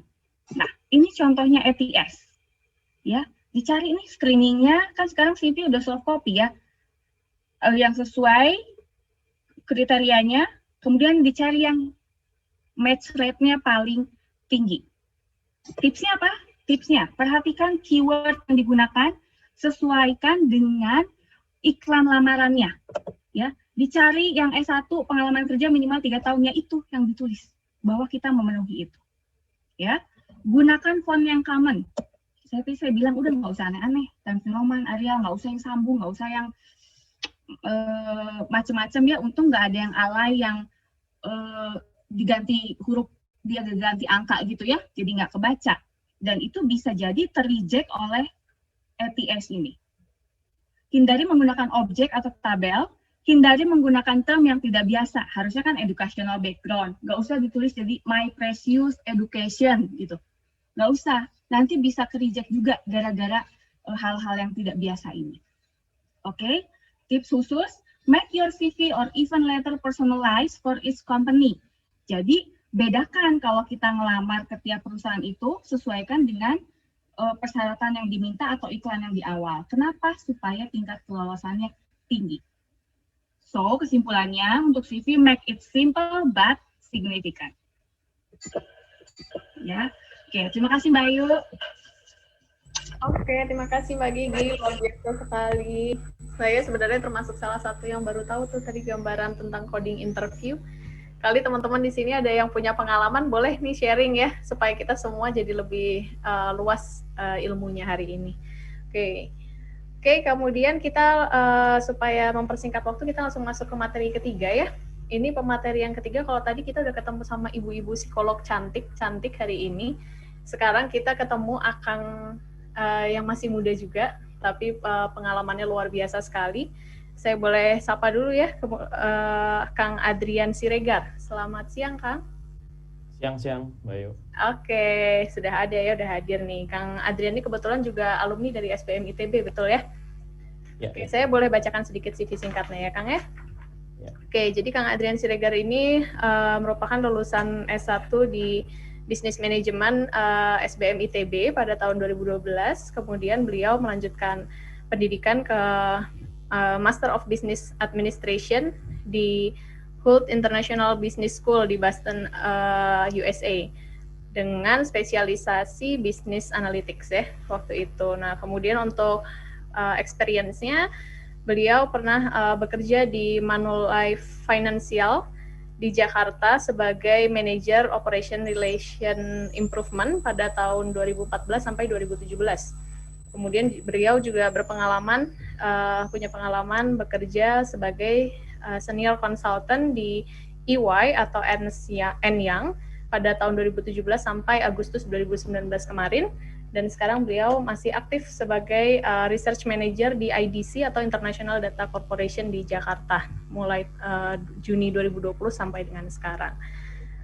Oke, luar biasa sekali ya pengalamannya, sangat mendunia gitu ya, di perusahaan-perusahaan yang mendunia. Jadi kita boleh minta sharing sedikit gitu ya dari Kang Adrian, kira-kira gimana ya kalau proses seleksi di perusahaan-perusahaan yang mendunia seperti itu. Mungkin Kang Adrian boleh sharing sedikit, Kang. Saya 15 menit mungkin gitu ya, Kang, untuk sharing pengalaman nih. Boleh. Silakan, Kang. Assalamualaikum warahmatullahi wabarakatuh. Makasih Mbak Ayu, tadi Mbak Ibu Gigi ya, Gianti ya. Terima kasih juga. Ya saya juga banyak belajar juga lah tadi ya, Ibu Endah ya, Bu Lala sama Pak Agus ya mungkin yang ngajak saya juga gitu ya. Sama ya, selamat siang ya teman-teman semua. Ini partisipannya ada 65 ya sama panelis. Pas lah komposisinya buat diskusi kali ya. Karena saya kan alumni mungkin kapasitasnya. Jadi saya rasa lebih enak. Saya ada yang memang saya tahu gitu ya. Mungkin selama pengalaman saya di consulting ya. Mungkin hari ini banyaknya tentang consulting. Saya cuma punya waktu 14 menit lah ya kira-kira. Jadi waktunya nggak akan cukup. Mungkin kalau satu consulting, kedua ini ya multinational ya. Saya baru banget. Jadi saya sebenarnya baru lulus ya tahun ini gitu, class of 2020 katanya ya. Jadi setuju banget ya, challenging ya. Jadi saya sebelum saya join IDC International Data Corporation, saya belum ada kerjanya ya. Jadi sama deg-degannya sama mungkin teman-teman di sini gitu. Jadi di situ juga banyaklah eksperimen kali yang saya bisa bilang. Ketiga multinational ya, karena saya mau mulai karir saya itu bukan dari consulting. Nggak seperti kebanyakan orang ya. Jadi kebanyakan kan lulusan terbaik dalam satu universitas, IP-nya hampir 4 gitu ya, terus di hire consulting 3-4 tahun, masuk ke industri supaya jadi manajer. Caranya biasanya gitu ya. Saya kebalik tuh. Jadi IP saya rendah, saya masuk di industri dulu gitu ya, petrokimia di Cilegon, Banten, di pabrik saya dulu kerjaan pertama. Masuk ke Manulife Financial ya, jadi ada kesempatan manajemen trainee ya, mungkin itu juga unik sih, saya juga encourage teman-teman lah untuk cobain lah program-program corporate management trainee. Baru dari situ Ernst Young, EY, yang sebenarnya core bisnisnya itu adalah audit, saat itu build kompetensi and their own consulting fokus gitu ya, itu di strategi into financial services, jadi industri keuangan. Nah, karena saya di Manulife Financial, mereka nggak mau nih nyari orang yang ngertinya justru teorinya kali ya, saya bisa bilang ya. Disitulah peluang buat saya untuk masuk. Saat itu saya terbuka saja, Ernst & Young itu banyak sekali manajemennya dari Accenture. Jadi Accenture itu salah satu digital and technology firm paling gede di dunia ya. Nah itu memberi mereka exposure sangat dalam terkait teknologi. Dari situlah juga waktu saya di Amerika ya, saya kemarin lanjut MBA. Ini mungkin kalau sering bilang ya, networking, seberapa penting networking, sebenarnya penting nggak sih ya? Nah, networking saya, eksperimen saya itu membuat saya berteman sama pimpinan Ernst & Young di Boston dan New York ya. Pernah nggak saya ngomongin kerjaan? Nggak pernah. Jadi itu berteman aja, berteman. Saya cuma pernah bilang, saya datang ke event, saya pernah kerja di EY loh, gitu. EY mana Indonesia? Di mana itu Indonesia? Adalah di bawah sana jauh gitu kan. Tapi sih saya berteman aja. Jadi saya mencari tahu dia minatnya apa gitu. Saat itu minat beliau Daniel New ya, namanya ini cukup terkenal juga di Ernst & Young, pimpinan di Managing Director United States. Saat itu dia bilang blockchain ya. Jadi saat itu saya nggak tahu blockchain.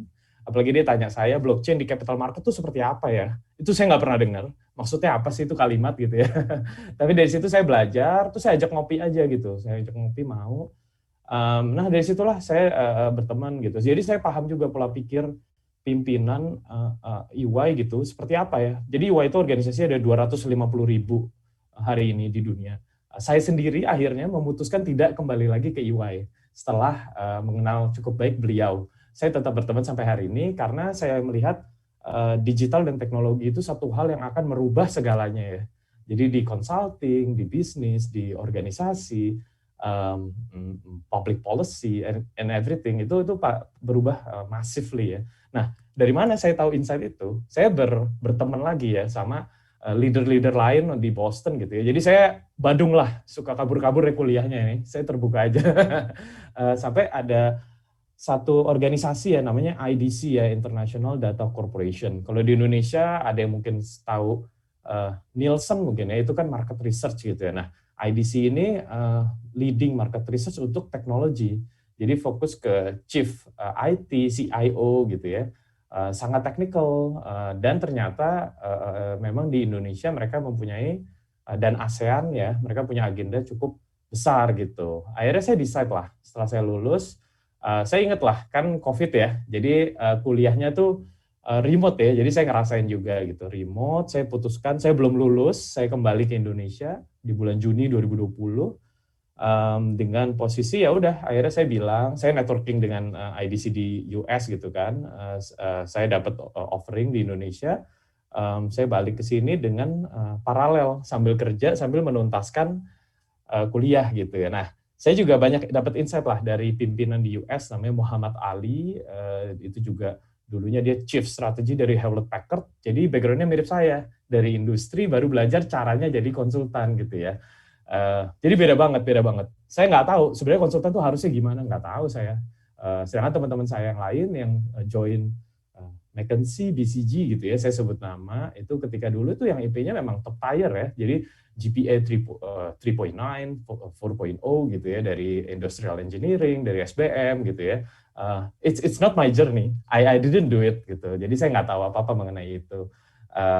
Nah akhirnya memang saya dapat kesempatan membantu inilah ya tim di Indonesia expand yang dari core-nya market research itu, karena kita tahu banget tentang enterprise technology and digital, why not we give advice on strategy gitu ya. Karena kan CIO, Chief IT, CEO, by the end of the day nanya dong, kalau bikin strategi terus teknologi yang kita bisa pakai yang mana ya gitu kan. Nah kita kasih taunya tuh very technical ya. Walaupun, nah ini buat yang masih kuliah ya, 8 tahun lalu, saya majornya itu sebenarnya di marketing and advertising. Jadi saya udah kerja di kimia, asuransi, EY ya, financial, dan IDC sekarang. Hampir semua knowledge itu nggak ada yang saya dapat dari apa yang saya dapat selama di SBM. Nah, apakah itu artinya kurikulum SBM tidak sesuai dengan kebutuhan market? Salah banget ya. Kenapa? Karena yang saya pelajarin performance art ya. Tadi Ibu Gigi ya cerita ya, baru dapat kesempatan bantu ngajar di situ ya. Ya, jadi dosen pembimbing saya itu Pak Budi Permadi, Culeng, itu salah satu yang memulai lah ya performance art, dan SBM itu sendiri ya salah satu founder or co-founder gitu yang masih seger ya. Saya baru telepon juga sama beliau. Di situ saya belajar leadership kali ya, itu yang saya dapat ya dari beliau gitu. Jadi mungkin kalau cerita panjang saya langsung pindah nanti lebih teknikal ke consulting. Kan ada yang IP-nya pinter banget ya, rajin belajar gitu ya. Diajak main nggak mau gitu ya. Gue ngerjain tugas dulu gitu ya. Nah itu ideal ya. Ini harusnya nih sosok banyak godaan ya di luar sana gitu. Akhirnya yang populasi seperti ini tuh minoritas, saya yakin gitu ya. Di mana-mana minoritas. Waktu saya di Amerika juga banyak tuh yang belajar terus ya. Tapi minoritas sudah pasti gitu, dan biasanya perusahaan yang nyari mereka ya, jadi mereka bahkan nggak nge-apply. Sekalinya nge-apply tuh mikirnya setengah mati ya, cuman kirim 2-3 CV, 3-3-nya dapat lagi ya, terus bingung kan mau yang ambil yang mana gitu ya. Nah itu bukan saya nggak tahu itu gimana gitu. Nah yang kedua mungkin kayak saya kali ya, jadi aktif organisasi. Jadi saya dulu di himpunan atau KMM ya sekarang namanya ya. Dulu nama saya KMSBM. Dulu ketua himpunan angkatan saya, bukan dulu, sorry, minggu lalu kayaknya ya, itu sharing juga sih bareng SBM, bareng ada topik lain ya, dia sekarang manajer di GoPay. Nah itu sama ya, jadi saya jalur karir lain, dia lain gitu ya, tapi kita sama-sama dulu di himpunan itu mencoba membangun ya, himpunan itu kebutuhannya apa gitu. Nah banyak eksperimen kita 8 tahun lalu, hari ini kepake. Gitu. Berikutnya mungkin Satu Indonesia, itu saya juga banyak aktif. Sekarang saya juga kerja juga, jadi ada alumni SBM juga, itu melalui leadership yang saya dapat dari Satu Indonesia, karena fokusnya beda, non-profit. Ya ini mungkin beberapa teman SBM tahu, mungkin ada yang enggak, nanti bisa dicari juga, tapi fokusnya non-profit.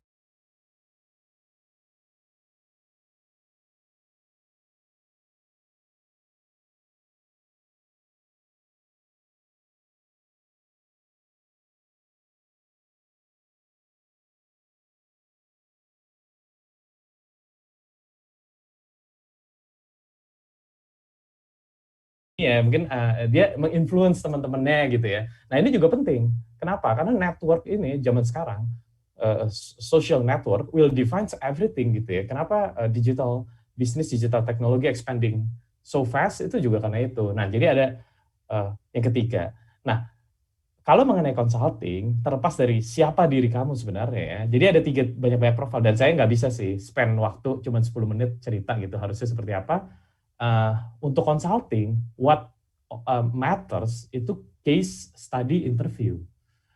Doesn't really matter gitu ya, keahlian kamu apa, maunya apa segala macam, tapi harus bisa case study interview. Nah, case study interview itu apa?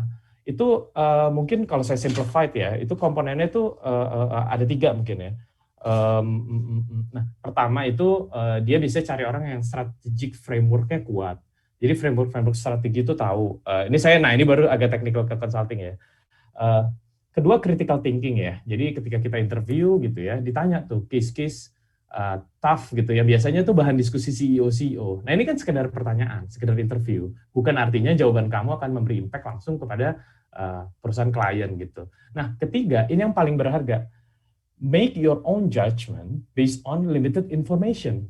Informasi itu nggak akan pernah cukup. Bagaimana caranya dalam waktu 7 menit ngobrol-ngobrol gitu ya, informasi sedikit sekali, tapi judgment-nya itu relevant and useful gitu for the CEO as potentially will be your client gitu ya. Nah itu mungkin saya bilang satu skill yang unik dibutuhkan untuk consulting, yang saya butuh waktu 5-6 tahun karena saya nggak tahu begitu saya lulus saya butuh apa sih gitu ya. Itu saya nggak tahu ya. Saya butuh kalau kata orang design thinking ya, jadi trial and error gitu. Nah baru dari situ saya kebayang lah, mungkin kelihatannya kebutuhannya seperti itu. Terakhir mungkin saya mau nutup aja. Terakhir consulting itu ciri-cirinya time consuming, tapi itu relatif ya. Saya sendiri punya anak, jadi saya selama di Amerika sekolah segala macam saya bawa anak. Balik lagi ke sini gitu ya, sampai cerita saya bawa anak, bawa koper 8 sambil MBA setahun doang, balik lagi, itu sampai jadi case study di MIT ya, Massachusetts Institute of Technology. Mereka ada project itu design thinking. Kebetulan yang ngajak saya Presiden KM ITB angkatan saya ITB dulu 8 tahun lalu lagi-lagi ya. Jadi masih ngobrol gitu kebetulan di MIT. Nyoman namanya. Nah, di situ ternyata banyak ya time consuming itu tuh relatif saya lihatnya sih ya. Harus sesekali lembur, sesekali weekend gitu. Tapi itu relatif. Kedua, never ending learning. Seluruh sistem pendidikan formal saya tidak membantu saya ya dalam pekerjaan saya di consulting. Hampir semua yang saya pelajarin itu saya coba cari tahu di luar sistem pendidikan formal. Pendidikan formal sangat penting untuk legitimasi credential ya. Jadi nggak ada yang percaya kita kalau kita nggak punya gelar S1 gitu ya. Nggak ada yang percaya. Tapi saya sendiri pun alhamdulillah bisa mendapatkan banyak pelajaran itu dari program corporate management trainee ya. Nah ini unik mengenai saya. Belum tentu itu bisa relevan buat teman-teman sekalian. Terakhir ya, interaksi, komunikasi, dan networking. Jadi kan banyak yang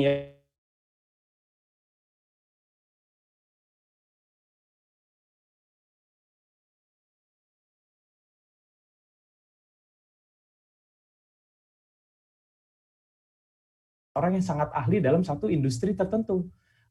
Saya bisa ngomong sedikit mengenai consulting, tapi saya nggak bisa ngomong tentang industri lainnya. Hari ini aja ada banyak sekali ahli-ahli psikologi ya, saya juga malu sendiri nih, pada S3 atau calon S3 gitu ya. Saya sendiri belum tahu tuh ya, apa S2-nya aja setengah mati gitu. Nah, itu membuktikan apa ya, informasi dan insight itu berbeda di dalam satu komunitas tertentu. Ini yang juga bisa membantu di startup unicorn gitu ya, itu mungkin punya culture yang berbeda, kebutuhan talentnya berbeda. Saya udah kerja di 4 industri yang berbeda, cara masuknya dan skill apa yang dibutuhkan untuk berhasil di dalamnya hampir nggak ada yang sama sih gitu ya. Apakah saya menjadi lemah gitu ya? Betul, saya udah berapa kali hampir nggak lulus probation, terbuka aja nih ke teman-teman. Tapi dari situ, proses pembelajaran yang trial and error itu, yang ngebuat akhirnya saya tahu gitu, oh ternyata saya bagus untuk situasi seperti ini, namun agak kurang gitu ya. Nah itu dia, saya setuju juga ya, tadi assessment, psychology assessment, it matters a lot to understand who you are gitu ya. It's not only about your cognitive abilities gitu, tapi how your situational context gitu kan, and able to bring value to your customer, bisa jadi internal, bisa jadi external customer. By the end of the day itu yang matters sih. So everything is changing. Kalau kita ngobrol 3 bulan lagi mungkin saya punya pendapat yang beda lagi juga gitu sih. Itu yang challenging. Itu aja ya kayaknya Mbak Yu, soalnya waktunya pendek. Kalau saya terusin, iya bisa berlarut-larut. Malam ya Kang ya? Iya. Oke, luar biasa. Terima kasih Kang Adrian, luar biasa sekali. Saya ngedengerinnya sampai terkesima Kang. Luar biasa sekali ininya, pengalamannya. Badung, jadi kalau tadi Kang Adrian bilang, Kang Adrian dulu Badungnya Badung bermanfaat gitu ya Kang ya, malah memperluas networking. Badung, tapi IP-nya jangan turun dari 3, nah itu Badung terkontrol kali ya. Iya betul, Badung boleh tapi masih harus dikontrol yeah. gitu ya. Kalau bolos auditoriumnya itu jangan sering-sering, itu aja kali kuncinya ya. Iya, luar biasa sekali. Oke, sekarang kita masuk ke sesi diskusi. Mungkin ada rekan-rekan yang mau bertanya atau mungkin sharing pengalamannya, punya pengalaman juga kayak tadi ya, kalau saya baru berpengalaman ngelihat gambaran coding interview itu seperti apa. Mungkin di sini rekan-rekan ada yang udah punya pengalaman, boleh sharing, atau mungkin punya hal yang pengen diceritain tentang pengalamannya untuk nanti diberi feedback atau ditanggapi oleh narasumber kita hari ini, boleh sekali. Gitu. Ada nggak nih ya? Ini apa karena hari Sabtu? Terus hawa-hawanya. Saya mau bertanya, boleh nggak, Mbak? Boleh langsung ditanyakan. Silakan. Ya, ya sebelumnya perkenalkan, nama saya Syarif dari SBM juga. Sebenarnya mau nanya aja sih pendapatnya, kayak kalau misalnya nih kita kan misalnya sudah pernah bekerja dulu sebelumnya, pernah keterima di salah satu mungkin kayak semacam manajemen trainee gitu. Terus katakanlah mungkin dia tidak perform dengan baik sesuai dengan standar dari perusahaan. Akhirnya dia mungkin entah gagal atau dikeluarkan atau gimana. sampai akhirnya nah itu apakah itu si pegawai tersebut itu bisa dikatakan dia di blacklist oleh perusahaan atau tidak ya kalau dia daftar ke perusahaan yang lain gitu. Lebih kayak gitu sih, Mbak. Oke, terima kasih Mas Syarif. Mungkin saya lebih arahkan ke Kang Adrian dulu kali ya untuk bantu menjawab Kang Adrian. Boleh silakan. Arif ya. Ini berarti Syarif. Arif tuh, Syarif, sorry. Syarif. Iya, betul, Syarif ya. Syarif ini tuh mahasiswa saat ini atau sudah lulus berarti ya? Atau sekedar pengen tahu aja? Sekedar pengen tahu aja, kebetulan saya juga baru lulus juga sih, kebetulan. Lulus ya? Iya. Mungkin harus clarify sedikit sih. Jadi ikut program manajemen trainee, tapi ada suatu mekanisme standarisasi yang ditentukan gitu ya. Tapi kok pas assessment gitu ya, karena bener nih, ini ciri-ciri manajemen trainee ya. Saya dulu tiap minggu, tiap bulan ada assessment, kalau angkanya tidak bisa melewati satu kriteria tertentu, di drop dari programnya gitu ya, bener ya? Betul. Iya. Mungkin saya ceritanya lebih ke, jadi kan perspektifnya bisa banyak, tapi mungkin saya cerita realita yang saya tahu ya, setelah saya 8 tahun di tiap-tiap industri, kalau memang kegagalan di program itu terkait kualitas dan memang secara fair gitu ya, kriterianya tidak mencukupi, which is saya tadi cerita ya, saya udah pernah juga hampir gagal probation ya, saya nggak sebut perusahaannya ya, tapi saya hampir, tapi akhirnya saya bisa lewatin. Tentu sangat-sangat berpengaruh di dalam industri tersebut, itu sih umumnya ya. Paling unik mungkin saya tadi asuransi ya, mungkin di Manulife gitu ya, itu industrinya sangat kecil sekali, Syarif ya. Jadi itu teman-teman HR-nya itu ngobrolnya tuh cepet banget ya. Tapi ini saya tidak bisa bilang jelek. Ini tuh dinamika sosial yang ada di masyarakat Indonesia ya. Artinya kalau kamu perform gitu ya, ya sebaliknya gitu. Teman saya yang di program manajemen training yang sama, ada yang sudah 3-4 kali di perusahaan asuransi beda-beda, multinasional semua. Manulife, dia pindah ke AXA itu dari Perancis, Manulife itu dari Kanada ya, habis itu pindah ke Prudential dari Inggris. Semua bos di situ happy sama dia gitu ya, karena dia maintain relationship dan percaya dia ada di situ untuk membangun the whole community, the whole industry. Nah, artinya kalau kamu kegagalan itu, atau ya ini seseorang lah ya, si A gitu ya, kegagalannya benar-benar fatal banget, unfortunately memang mungkin coba ke industri lain itu salah satu opsi ya, nggak bisa dipungkirin. Itu makanya program corporate management training itu high risk, high return. Kalau berhasil banyak yang langsung jadi manager atau assistant manager at least gitu ya. Saya juga to be honest gitu ya, saya cepat sekali karirnya juga karena itu.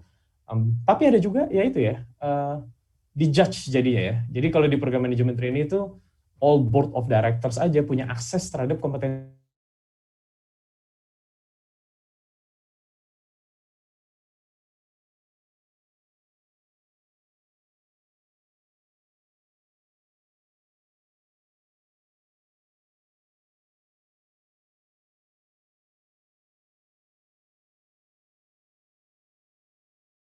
Oriented, ada yang orang percaya kebersamaan atau kolektivism kali ya, ini secara teori psikologi juga ya, individualism over kolektivism, jadi bareng-bareng, ngambil keputusan bareng-bareng di BUMN yang kecenderungannya karyawannya banyak, di multinational yang kecenderungannya bos-bosnya bule gitu ya, atau di consulting yang orangnya dikit. Jadi saya tuh nggak punya tim, paling ngobrol-ngobrol cuma bertiga berempat gitu. Dokumennya siapa yang ngerjain? Ya saya sendiri. Mau jadi bos, mau jadi director atau even partner, itu ngerjain sendiri. Nah hal-hal semacam itu sih, Syarif. Jadi tergantung case by case ya. Jadi mungkin saya bisa bilang tergantung industrinya sama culture-nya mungkin, Syarif. Itu sih. Oke, makasih Mas. Sama-sama. Luar biasa jawabannya. Mungkin dari Mbak Endah atau Mbak Gigi ada yang mau ditambahkan, boleh Mbak Gigi dulu ya? Boleh, silakan. Iya, setuju ya tadi dengan yang dikatakan Mas Adrian. Biasanya gini, kalau kita mau melamar ke perusahaan itu, perusahaan suka minta recommendation letter. Ya, recommendation letter ini bisa dari perusahaan kita sebelumnya, atau untuk fresh graduate, ini bisa dari dosen pembimbing atau semacam itu ya. Memang berdasarkan pengalaman recommendation letter ini validitasnya rendah Kenapa? Karena kandidat nggak mungkin minta recommendation letter sama orang yang tidak dekat, gitu. Ya, tapi bagaimanapun ini tetap dipakai karena kita mendapatkan informasi-informasi lain yang bisa tidak terjaring melalui interview atau tes. Nah, tapi betul tadi yang Mas Adrian katakan, saya juga setuju bahwa justru mode to mode-nya ini nih yang nggak bisa di stop, ya. Jadi kalau misalnya kita sekali tidak datang, misalnya contoh ya ke panggilan interview atau saat seleksi, nah pembicaraan dari satu HR ke HR lain inilah yang bisa membuat reputasi kita menurun, walaupun kalau di blacklist mungkin tidak gitu ya. Nah, kalau untuk sampai di blacklist biasanya itu alasannya lebih kuat, misalnya resign tanpa pemberitahuan gitu. Misalnya 5 hari berturut-turut tidak masuk dan terus nggak masuk terus, tapi tanpa pemberitahuan. Itu bisa di blacklist di perusahaan yang sejenis, ya, atau lebih parah lagi melakukan tindakan yang ilegal, gitu. Mungkin kalau di blacklist seperti itu. Nah, saya nyambung sedikit ke CV. Kalau CV tadi dengan metode ATS, kalau kita melamar di satu perusahaan, tapi untuk beberapa posisi, itu pun kita bisa di blacklist karena kelihatannya kita nggak fokus ya, kita mau masuk kemana, gitu. Nah, kira-kira seperti itu, Mas Arif ya. Mudah-mudahan menambah informasi. Oke. Dan dari Mbak Endah mungkin ada yang mau ditambahkan sedikit lagi, Mbak Endah? Kalau saya sih tadi sepakat dengan apa yang disampaikan oleh Mas Adrian. Yang penting sebenarnya kita jangan hanya terima kita sekarang apa adanya. Jadi penting banget untuk selalu mendevelop diri sendiri, gitu ya. Tadi Mbak Adrian 3 bulan kemudian mungkin berubah, iya. Jadi develop kita tuh menjadi hal yang penting, gitu ya. Kenali apa sih yang jadi kekuatan teman-teman, kenali sih apa yang jadi kekurangan, kekuatan dan kelemahan teman-teman. Bisa minta masukan nih, gitu ya. Kalau pas manajemen training kan bisa nih, apa nih dari teman-teman manajemen training, apa sih yang harus saya proof lagi, gitu. Atau misalnya dari seniornya. Nah, saya pikir mungkin itu yang paling penting ya, bahwa kita itu nggak stagnan seperti ini aja, kita itu bisa berkembang, dan saya yakin teman-teman di sini pasti punya kesempatan yang sangat besar untuk bisa sukses. Kalau nggak di satu tempat, mungkin di tempat yang lain. Gitu kali Mbak Ayu ya. Itu aja. Oke, luar biasa. Terima kasih Mbak Endah jawabannya. Nah, kemudian ini ada satu pertanyaan lagi dari Chandra Syamswar.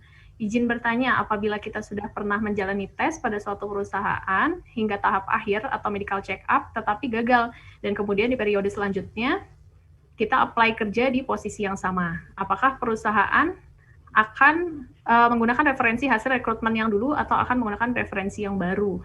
Atau mungkin ada possibility perusahaan akan combine hasil yang ada. Nah, ini mungkin sedikit berhubungan dengan apa yang disampaikan dengan Mbak Endah tadi ya, bahwa kita harus develop terus diri kita. Mungkin bisa dijawab dulu oleh Mbak Endah. Silakan Mbak Endah. Oke, terima kasih Mbak Ayu. Ya, oke, Mas Chandra, ya ini pertanyaan yang bagus ya. Kita jarang sekali melihat hasil rekrutmen, misalnya ya tahun lalu ini Mas Chandra nggak lulus nih gitu, terus tahun ini misalnya melamar lagi di posisi yang sama, terus kita langsung oprak-aprik lagi berkas-berkas itu gitu ya, nggak gitu ya. Kenapa? Karena bisa jadi pribadinya Mas Chandra tahun lalu itu sekarang menjadi lebih baik gitu ya.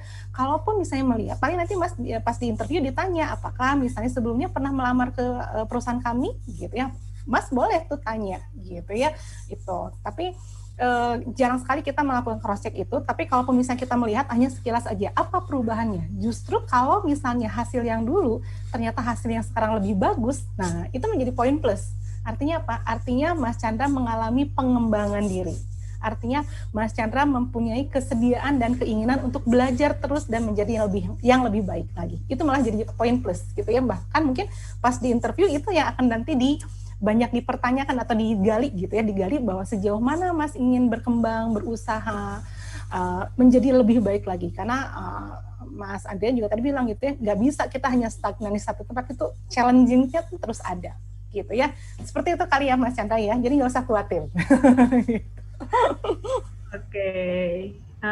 Mungkin dari Mas Kang Adrian atau Mbak Gigi ada yang mau ditambahkan? Adrian mungkin ada yang mau tambahkan? Saya belum, nggak ada sih, karena kayaknya pertanyaannya spesifik di medcheck bukan ya? Kalau saya baca sih medical check up sih. Jadi kalau medical check up sih kayaknya itu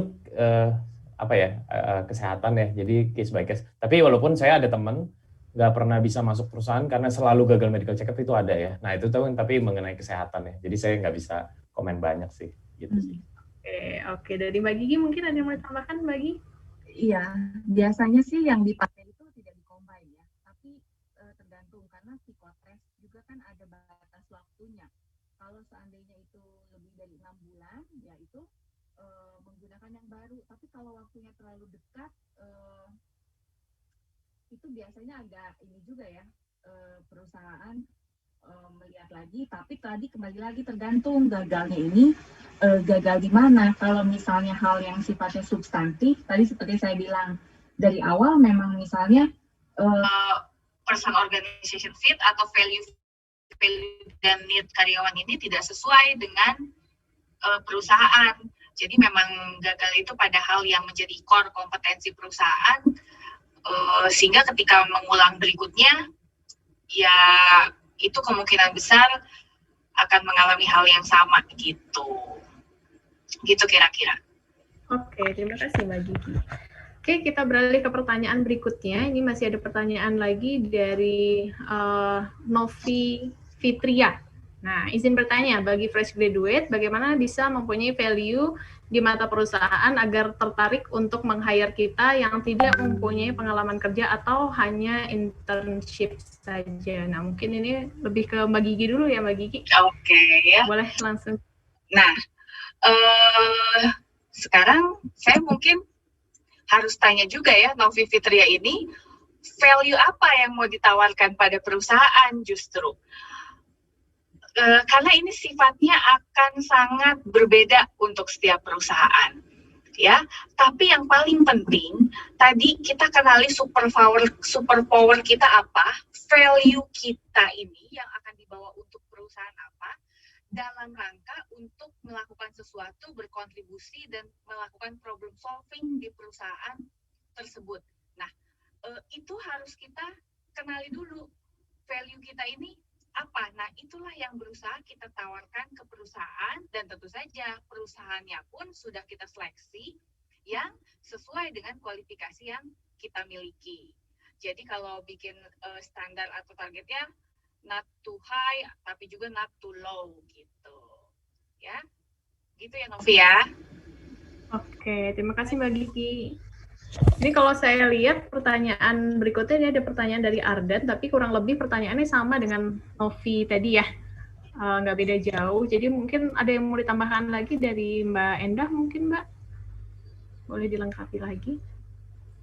Oke, ya buat Mbak Novi atau misalnya juga dengan Mas Ardan,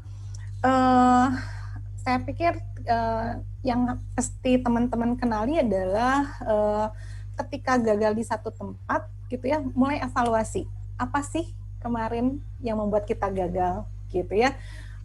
Kalau misalnya teman-teman belum mengenali nih si perusahaannya, value perusahaannya seperti apa, value kita kalau tadi Mbak Gigi bilang value kitanya seperti apa, coba mungkin itu yang harus teman-teman tingkatkan lagi atau dikenali lagi. Biar apa?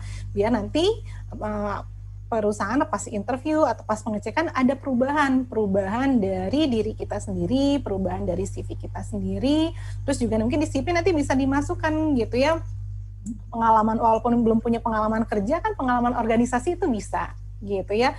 Nah itu kan hanya salah satunya. Mungkin nanti dari hasil psikotesnya mas-mas sama mbak-mbak di sini punya value, punya kepribadian, punya hal yang justru itu dicari sama perusahaan gitu ya. Jadi mulai kenali kekuatan dan kelebihan kita yang itu nanti bisa ditonjolkan pas interview, pas di CV juga, pas juga aplikasi potensinya. Gitu kali Mbak Ayu. Oke, terima kasih Mbak Endah, Mbak Gigi untuk jawabannya. Mudah-mudahan terjawab ya untuk Novi dan Ardan. Kemudian ini satu pertanyaan lagi dari Zoom. Ini ada yang bertanya dari Ines. Kalau stigma kutu loncat itu kurang bagus masih ada, apakah harus bertahan di perusahaan yang rasanya kurang bisa untuk develop diri demi tidak dianggap kutu loncat? Nah, mungkin boleh dibantu jawab dengan Kang Adrian mungkin ya, untuk sharing dari pengalamannya. Ini Ines ini ya nyindir gua ya kayaknya nih. Enggak, gue sih jawab langsung ada ya. Jadi Kutu Loncat tuh ya adalah perusahaan mana seneng gitu ya ngelihat orang. Nah makanya di case gua, jadi walaupun cerita gue macam-macam itu, tapi ini gue bukan rencana gue ya. Jadi gue tipenya tuh nggak pernah bikin planning ya. Ini sorry to say. Tapi orang beda-beda. Jadi kalian kalau bisa planning lebih baik ya. Kalau gue tuh lebih ke dapat opportunity-nya, pahamin industrinya, gue join gitu on board. Gue selalu ada di setiap organisasi itu at least 2 tahun. Jadi walaupun harus butuh waktu lah ya untuk mempelajari. Jadi kenapa gue bisa bawa satu ilmu dari satu industri lain ke industri lainnya? Bukannya gue ini ya, itu data-data file gue save di hard drive, terus gue pulang ke rumah gitu ya. Jadi gue bisa dapat data, enggak kayak gitu. Jadi lebih ke pelajarin aja di satu industri itu tuh sebenarnya kita kan kuliah bisnis ya. Kalau kuliah bisnis tuh kita nggak dituntut ngerti accounting, bener kan? Tapi waktu gue masuk Ernst & Young, EY, tes ujian masuknya apa? Accounting. Karena mereka firma accounting. Tapi akhirnya value kita di dalam gitu ya. Gue pernah juga tes kimia ya. Jadi waktu gue di Cilegon, Banten, di kerjaan pertama gue tuh, program manajemen trainee-nya mengharuskan kita bisa melakukan tes chemical engineering processes weekly basis. Itu ada nilainya. Nilai gue selalu 65 ya setiap minggu. Yang penting enggak remedial di program manajemen trainee-nya. Nah, maksudnya kita sebagai anak bisnis itu harus bisa ngerti dalam satu industri itu tuh yang bikin industri itu berbeda dan punya value proposition itu apa, and that's it.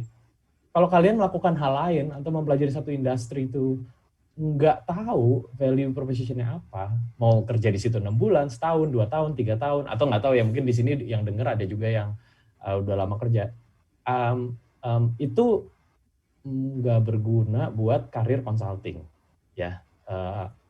I just be straightforward at it. Sama nggak tahu apa yang bikin unik, how to win in certain market gitu ya. Nggak, ini bukan soal waktu gitu ya. Mungkin ke situ sih. Jadi Kutu Loncat itu jelas ada. Jadi beware gitu ya. Dan apalagi kalau di startup sekarang gue lihat 6 bulan aja udah pindah ya, 6 bulan pindah, lulus probation 3 bulan ke-6 pindah lagi gitu ya. Tapi juga jangan takut untuk pindah industri. Karena setiap industri hari ini itu udah mulai merge ya. Satu industri sama industri lain tuh nggak bisa dipisahin. Orang-orang senangnya kan misahin industri ya. Saya ahli di bidang manufacturing, saya ahli di bidang retail. Lawang orang perusahaan manufacturing kan kalau udah diproduksi ditaruhnya di perusahaan retail. Nanti perusahaan retail kalau udah jualannya lewat mana? Lewat aplikasi, mobile application, mobile e-commerce. Jadi pemahaman di manufacturing, waktu saya di chemical, itu membantu saya hari ini memahami digital commerce operate seperti unicorn-unicorn besar yang ada di Indonesia maupun di Amerika ya waktu saya kemarin. Bayarnya pakai apa? Kan pakai sistem pembayaran ya. Jadi ilmu tentang keuangan, perbankan, asuransi, dan fintech akhirnya kebantu juga. Kayak gitu sih. Jadi menurut saya ini penting konteks ini. Karena sekarang orang nyari kerja tuh cuma nyari uangnya doang ya. Tapi nggak peduli journey-nya di dalam value chain tertentu gitu. Maaf ya jawabannya agak panjang. Tapi menurut saya kayak gitu sih. Jadi konteks itu penting banget. Belum tentu case A cocok buat di case untuk perusahaan tertentu. Bisa jadi malah salah ya. Jadi yang efisien buat industri tertentu bisa jadi di industri lain jangan dilakuin. Beda-beda gitu, jadi susah sih. Ya udah itu sih. Makasih. Oke, terima kasih Kang Adrian. Saya yakin ini sangat menjawab ya jawaban dari Kang Adrian untuk Ines. Mudah-mudahan puas dengan jawabannya. Oke, untuk pertanyaan terakhir tadi saya lihat di kolom chat masih ada pertanyaan, tapi akan dibantu jawab oleh Mbak Gigi. Untuk sekarang saya akan bacakan pertanyaan ini dari YouTube, karena kebetulan kita juga live nih di YouTube channel kita. Jadi ada pertanyaan jauh-jauh dari Semarang pertanyaannya, jadi sayang kalau nggak dibacakan ya. Saya coba bacakan, ini dari Mbak Puspita Puji Rahayu dari Semarang. Pertanyaannya, bagaimana ya cara mengetahui plus minus dari diri sendiri? Atau diri sendiri, mengetahui plus minus diri sendiri. Nah, kira-kira gimana tuh jawabannya? Boleh dibantu mungkin Mbak Endah dulu kali ya, yang membantu jawab Mbak. Oke, baik Mbak Ayu. Mbak Puspita ya tadi namanya ya. Oke, ya Mbak Pus, gitu ya. Bagaimana kita mengenali apa yang jadi kekuatan dan kelemahan diri? Sebenarnya kita waktu itu saya pernah ngasih tentang jendela ya, gitu, jendela diri, gitu ya. Bagaimana apa sih plusnya, apa sih minusnya, gitu ya. Kita coba tulisin dulu aja apa yang kita ketahui tentang diri kita. Kita tulisin apa aja sebanyak-banyak. Kalau tadi Mbak Gigi tulisin potensinya 20 minimal, ya tulisin gitu ya. Bu, saya cuma satu yang bisa menilai diri kita adalah orang lain. Oh ya, seringkali ada orang kayak gitu ya. Ya, tapi setaunya teman-teman coba ditulisin dulu. Setelah itu coba teman-teman tanya sama orang terdekat, misalnya sama temennya, sama orang tua, sama pacarnya, apa sih yang jadi kekuatan saya menurut teman-teman sendiri, menurut temennya gitu ya. Oh, kamu tuh orangnya baik gitu ya. Itu kan jadi kekuatan gitu ya. Terus misalnya, tapi kadang suka pelit misalnya gitu ya. Ya udah tulis lah misalnya kalau banyak suka pelit. Tapi dalam hal apa ya pelit gitu ya. Nah, saya pikir itu. Jadi teman-teman bisa mulai mencoba untuk seperti bertanya ke diri teman-teman sendiri dan juga bertanya ke orang-orang yang suka berinteraksi dengan Mbak Puspita sendiri atau misalnya dengan temannya sendiri gitu ya. Jadi boleh siapapun gitu ya. Karena membuka diri ini salah satu yang bisa kita lakukan dengan cara tadi bertanya ke teman-teman yang lain gitu, ke orang-orang sekitar kita gitu. Karena siapa tahu kita tertutup matanya nggak bisa melihat apa yang jadi kekuatan dan kelemahan kita. Nah, kita meminta bantuan ke orang-orang sekitar kita untuk membantu kita mengenali diri kita seperti apa. Mungkin itu aja kali ya Mbak Ayu. Mungkin Mbak Gigi mau nambahin Mbak. Mbak Gigi mau tambahin sedikit mungkin Mbak Gigi? Ya betul ya, gajah di pelupuk mata nggak kelihatan, semut di ujung lautan kelihatan. Kadang-kadang strength weakness diri sendiri ini kita nggak tahu. Kalau nggak tahu betul, tanya teman terdekat, tanya signifikan person di hidup kita, apa sih sebenarnya kelebihan kita tuh, kita cocoknya kerja jadi apa. Dan kalau itu dirasa tidak bisa menggambarkan secara komprehensif diri kita, ya kita tes. Kita bisa tes kepribadian kita bisa tes bakat kita, atau talent, multiple intelligence kita ya. Kita ini sebenarnya kelebihannya apa gitu. Ya, demikian tambahannya Mbak Ayu. Oke, terima kasih Mbak Gigi. Udah bantu jawab juga tadi Mbak Gigi di kolom chat ya untuk Arif tadi. Terima kasih banyak. Kalau begitu kita akhiri ya sesi sharing dan diskusi pada hari ini. Masih ada yang mau bertanya, tapi kayaknya waktunya udah habis kali ya Mbak Silvi. Masih ada waktu atau gimana? Sudah habis ya? Iya, sudah. Iya, karena sudah lebih sebenarnya waktunya. Jadi maaf sekali ya, nanti kali kita bisa diskusi di lain tempat dan lain waktu gitu ya. Oke, sebelumnya terima kasih kepada para narasumber yang sangat luar biasa hari ini. Saya puas sekali dengerin sharing dari para narasumber yang udah pakar di bidangnya masing-masing, dan Kang Adrian yang punya segudang pengalaman yang luar biasa. Terima kasih banyak. Kemudian terima kasih juga kepada rekan-rekan yang sudah berpartisipasi aktif pada hari ini gitu ya, yang juga sudah mendengarkan. Kalau begitu sudah selesai tugas saya sampai di sini, saya kembalikan kepada Mbak Silvi. Silakan Mbak Silvi. Baik.